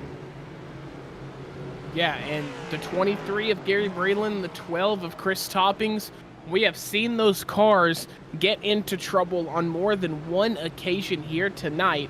So we do see the front fender, or the front bumper, a little banged up, a little scrunched up on that number 12. Is that something that is going to cost them? Is that something that's going to cost them positions? We will find out. We go green. Can Chris Toppings, can Gary Brayland keep the hounds away? Yeah, definitely not as strong of restarts as we've seen out of Everett when he's been leading the field. And speaking of Everett, he's already back up in P2. He's worked his way around that injured 23 machine of Brayland, and the 75 has gone with him. And so just like that, our two strongest cars of the night are back hunting for the lead. Yeah, back hunting for the lead, and it looks like the 12 of Chris Toppings is either surrendering the spot or just can't get his car set properly for these corners. As, yeah, it looks like he knows that his damage is just going to hold him back a little too much. He's going to let that 13 go by. I'm interested to see if he lets the 75 go by with the same, you know, level of ease, but it looks like the 12, he is fighting Travis Everett on this bottom side, and the 32 is going to make contact with, oh, and Travis Everett's going to have contact at the end of it. He is going to be able to catch it. Woo, that was a very, very close moment for Chris Toppings and Travis Everett. Yeah, it looks like Ronald Brayland, who had given a shove to the 75 when the 75 was passing him, got into the right rear corner of the Tommy D'Angelo driven machine there. But yeah, at the end of that, you saw it. Chris Toppings was driving it in there and just tagged the left rear of the 13 and sent him around. So hopefully he was able to keep it out of the wall. Oh, if he did, it was the slightest of touches. What a save from the 13. That could have been disaster from our dominating leader of the night so far. But yeah, it looked like Chris was initially just giving it up, as we saw there, the contact between the 23 and the 32. Unfortunately for Ronald Brayland, getting into yet another car tonight. But it looked like Chris Toppings realized that his front end damage was going to be a hindrance, but actually set it up pretty well to get a crossover there. As we watched the onboard from the 24 of Peaton, he gives a tap to the 23, who unfortunately had nowhere to go there, but doesn't look like he picked up any damage. So the herd gets thinner and thinner as we see more cars pick up damage, and a lot of these guys probably don't have a fast repair anymore. Yeah, Look and who's out front. Yeah, and I was gonna say, funny we talk about the cars going slow because of the pace speed. We've had a lot of cautions all night. Your last fun fact of the night here: the United States of America's first auto race actually took place on Thanksgiving Day back in 1895. It was a public race. Anybody who owned a car, which, you know, back in 1895, you had to be a pretty important Joe to have a car back then. But it was called the Turkey Trot. It was held in Chicago. It was the 1895 Chicago Times-Herald Auto Race. That is what it was donned as. The moniker Turkey Trot took place after it when people were, you know, looking back on the history. Charles Durea actually won that race, and those cars only got up to a speed of 40 miles per hour. 40 miles an hour in those open top buggies. Wow. That's Yeah. brave. And I bet they Yeah. still had to dodge the same potholes that Chicago drivers have to dodge today. That is probably true. That place is horrible with potholes. But Yeah, 130 I say that to all years my later- yeah, I say that to my friends that live in Chicago with love. I know you guys hate your roads, but I'm still going to give you crap for it. But So 130 years later, these cars are going, on average, almost the same speed as they were back in 1895 with all these cautions we've had tonight. they're So, just keeping up with Thanksgiving tradition. That's all they're doing tonight. We finally caught History- on to what their strategy is. history is doomed to repeat itself. That's what I say. Absolutely, absolutely. But once again, the 13 of Travis Everett has resumed the top spot, and he is going to lead the field once again through the restart zone as we go back to the green with 28 laps to go. Yeah, and we've got the 12 of Chris Toppings here, who, unfortunately, not to downplay the driver by any means, but by the looks of that car, I don't think he's really going to be able to hold a candle to these other three guys here, that being Travis Everett, Stoney Benfield, and Michael Peden, as these three guys have been, you know, in and out of the trouble, but not a lot of damage to be seen out of these three cars, so you've got to think these three are the definite favorite. Yeah, and I mean, credit to Chris Toppings, as caved in as the nose of that car is. He's certainly found a way to be able to, well, I say be able to drive the corner and good exit, but that's assuming he doesn't get a 24 Chevrolet thrown into the side there, as we see him go up the track and collect the 38, and I think that's going to be the end of the night finally for the 38 car, who's been in the wars all night. I guess you could say the 24 of Michael Peden's been in his own set of wars there, but yeah, the 38 of Jonathan Barrera just took a massive hit there, unfortunately, and just had no clue, absolutely nothing he could do there as the 24 shot up the track there. But that was all set off by, once again, cars getting in, trying to share the same real estate and not playing nice with one another, as that was between the 12 and the 24 car, with the 24 getting the short end of the stick. And it looked like there might have been a car there. I think that was the 7 of, that is Scott Matthews. I think he might have caught just a little bit of it at the very end. Yeah, I'm not Oh, that was, he what was a miss. close. He was Yeah. close. Whew. What a miss from the 7 car there. But yeah, we'll have to see if we can watch that back a little bit before that to see if that was from the 12 coming down into the 24 or the 24 washing up into the 12. But either way, 2 into 1 does not go. That is a simple physics equation there. But nope, it was definitely the 24 trying to drive it in deep, bounced off of him once, twice, and the third time was a bit too far. But unfortunately, the 38 just absolutely gets clobbered. As we see, oh, there is contact made, but I think netcode might have saved him there. It certainly kept him from getting hooked into the wall. That could have very easily been a very hard head-on collision into the outside wall there for the number 7 of Scott Matthews. Yeah, and you know, I say it all the time when I'm broadcasting, it is a very, very dark shadow on what otherwise is the greatest light known to, accessibility when it comes to motor racing, and that is sim racing. But at the end of the day, we are all online. We're all using a connection. We're all connecting to servers, and those servers can fail. The netcode can take it, can give it. Tonight, it was giving, though, because that, without netcode, could have spelt, big end for the 7 of Matthews there. Absolutely. So it looks like the 32 of D'Angelo came down, topped up on fuel there. So he is of our top 5, and as best I can tell, our entire lead lap pack set to go the longest on fuel as of right now.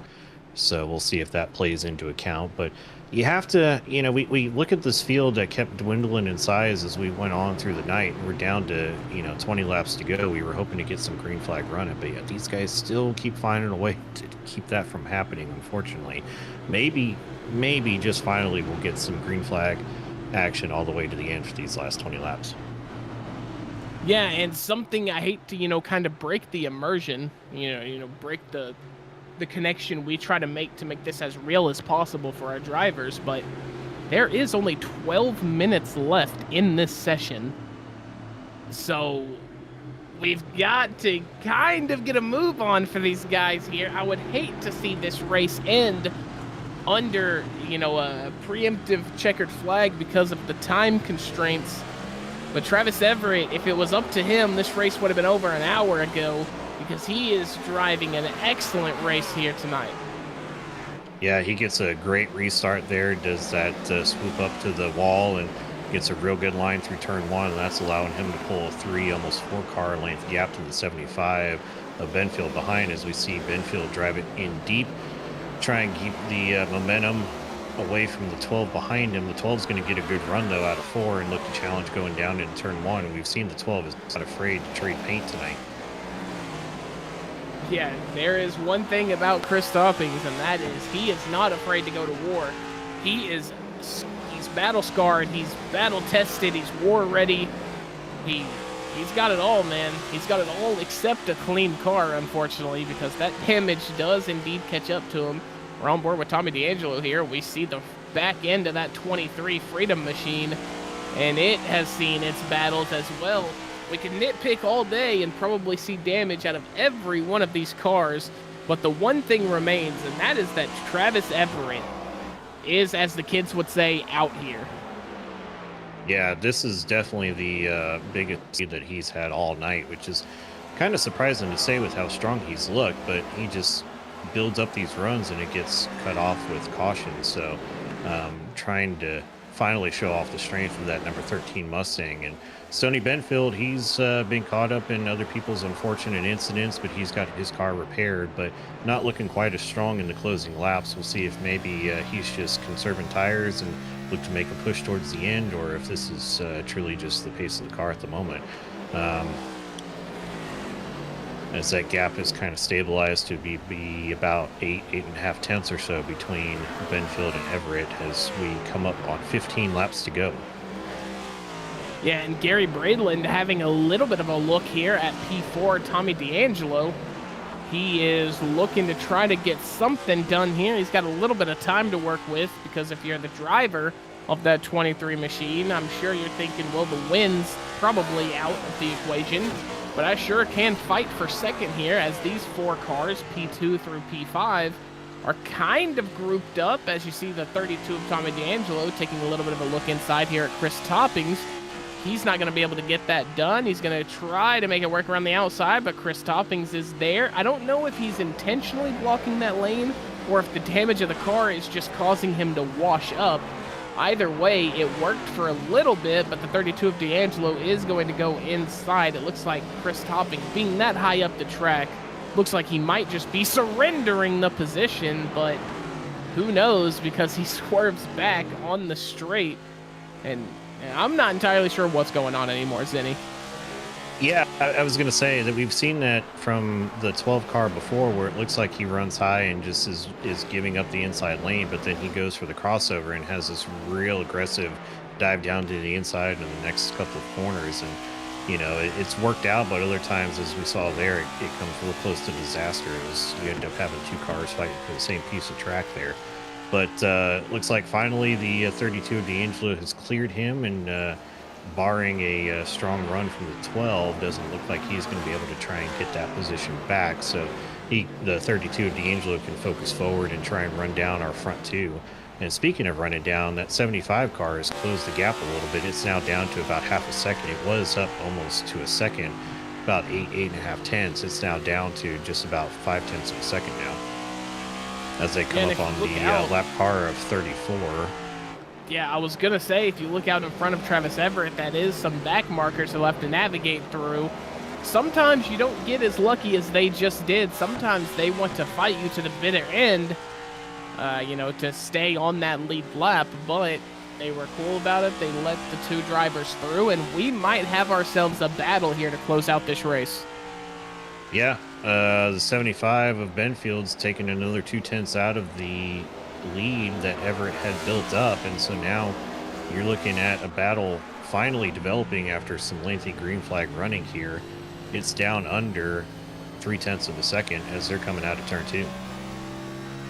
Yeah, and the gap behind Stoney, 5.8 seconds back to Tommy D'Angelo.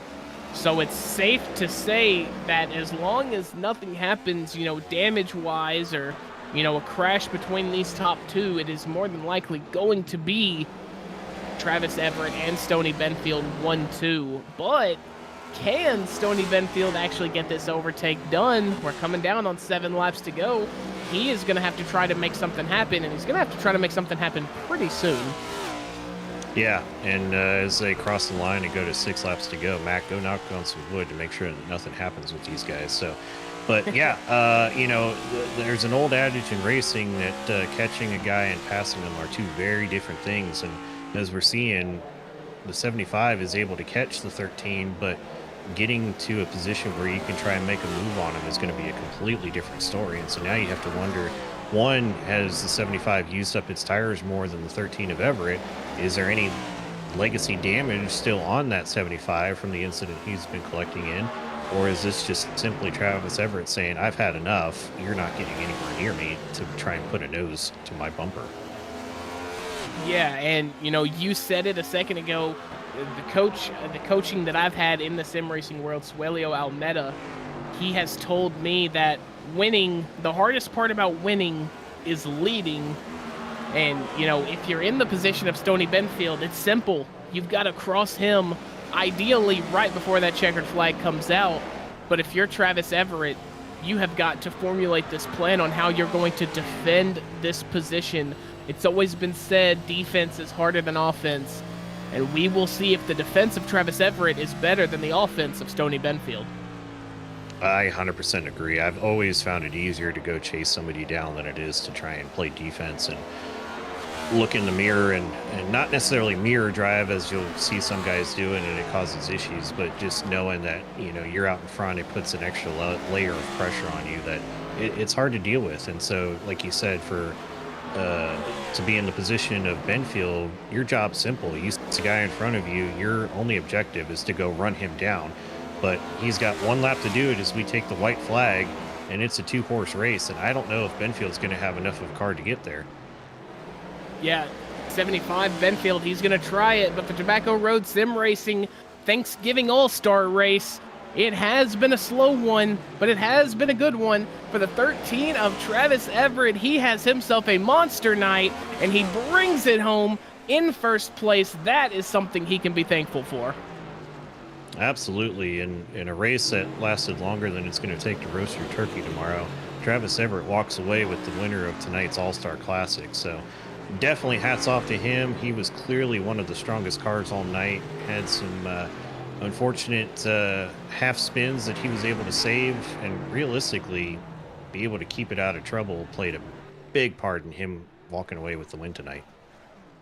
Yeah, and he is going to burn it down here at the start-finish line, I should say, at the flag stand.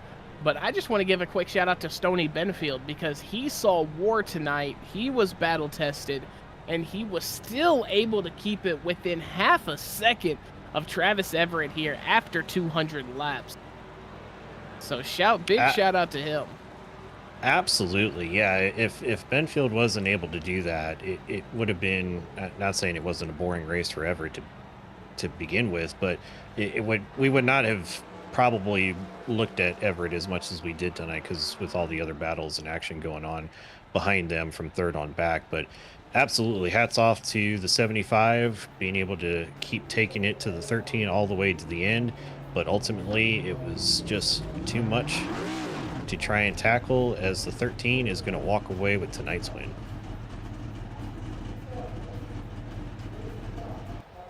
Yes, sir. Yes, sir. Very, very fantastic stuff here from the drivers of the Tobacco Road Sim Racing Series. There is a look at your top, or I guess your entire grid, actually, considering we had only 16 drivers who did take the green flag. While we're waiting for everybody to get into their interview waiting room, we're just going to run down this grid very quick. P16, Justin Kaus going up from there, Sammy Casey, Joe Bonner, Sean Smith, Jason Kaus, Brandon McLaughlin, Jaden McGowan, Chris Perry, Jonathan Pereira, Scott Matthews, Michael Peden, Ronald Braylon, Chris Toppings, and your first podium sitter, Tommy D'Angelo, and then, of course, Stoney Benfield, and then your winner, Travis Everett. Yeah, it looks like we've got Stoney Benfield, our second place driver of the night, sitting waiting in the interview room. So let's see if we can pull him in and chat with him. And Stoney, congrats on the P2 tonight. Looked like you were the measure of Travis Everett all the way to the end, but ultimately just didn't have enough to run him down there at the end. Walk us through how the car was feeling and how your night went. Yeah, Brian, we had a good night. If this thing would have, if we'd have had more green flag runs, Travis was really good, and on the longer runs, I may have been a little bit better than him. I'm not sure, but just a good night, good solid night. Not enough time to let the tires wear out. That's when we're goods on the long run. So anyway, I appreciate the opportunity to race in the league tonight.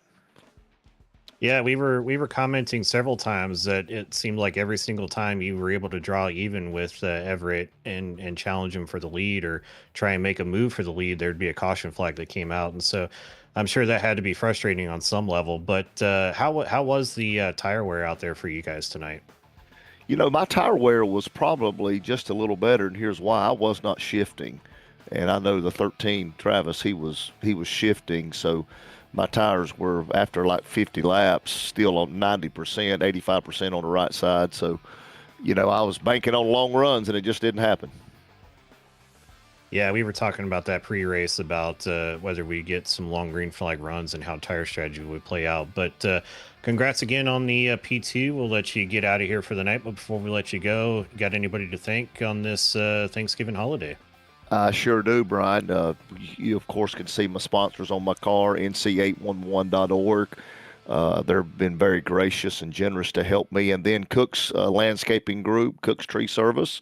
They're generous also to help us. And but my number one sponsor, man, I'm a Christian and a pastor, and I thank the Lord Jesus Christ just for who he is and what he's done. And so all the glory to him. But, hey, thank you guys by the way, this is the clearest broadcast I've seen in a long while. Well, thank you, sir, and happy Thanksgiving. We'll let you get out of here and spend it with your family. Have a good one.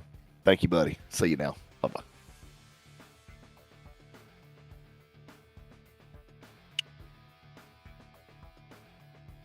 Mac, looks like we've got our third place finisher of the night, Tommy D'Angelo. Let's bring him in here and let you take over. Yes, sir. Tom D'Angelo, Mac up here in the booth. You got a copy? Yep, I got you. Tom, you looked amazing out there tonight here at Virtual Richmond. There were a fair few of accidents that you got caught up in, maybe halted your progression up the grid. Is that something that's mentally taxing as a driver when you want to be able to do something, but the rest of the grid just really doesn't allow it to pan out for you? Yeah, I mean, it's kind of a double edge. So you get those good runs where you're sitting up in the top 5, and then you get caught in something, and you got to restart, go all the way from the back, but then the cautions keep coming your way, helping you gain spots on each restart, and it gets frustrating, but then it has its perks. Yeah, for sure. And, especially with, I think, 20 cautions came out here tonight, was the strategy crystal clear to you on what you were going to do when it came to fuel and or tire, the tire changes? Or was it something that you kind of just had to, kind of see what the opportunity was going to bring?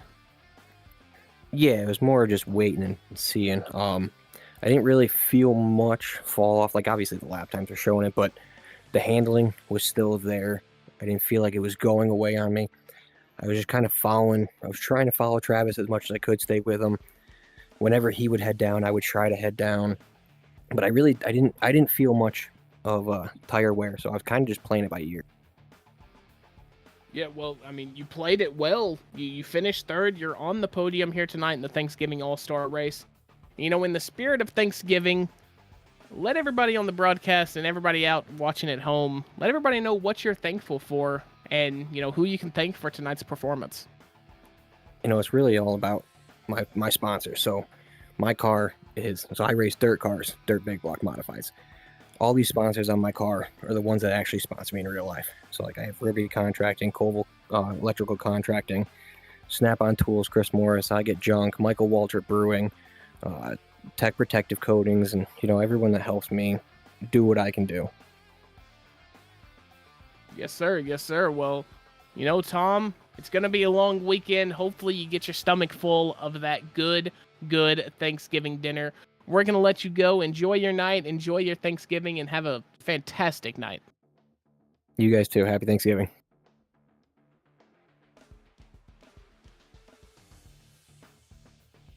Okay, guys. Well, that's going to wrap up our interviews and the show for this evening. Thank you. Both of you did an excellent job.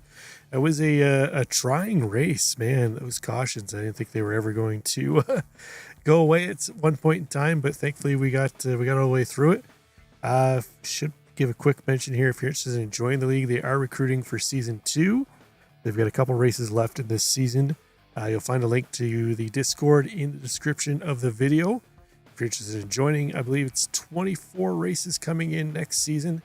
Wednesday night's Next Gen Car 2 as well, so it'll be a nice mixture of tracks, short tracks, the 1.5 miles, and then some super speedways too as well. Not sure if there's any road courses next season or not, but if you're interested in that stuff, tune in. Again, this is Racer Nexus. My name is Rob Campbell, and for my co-parts here in the booth, I think they did an excellent job. Mac and Brian, we'll catch you next time. Bye for now. All right, everybody. Happy Thanksgiving.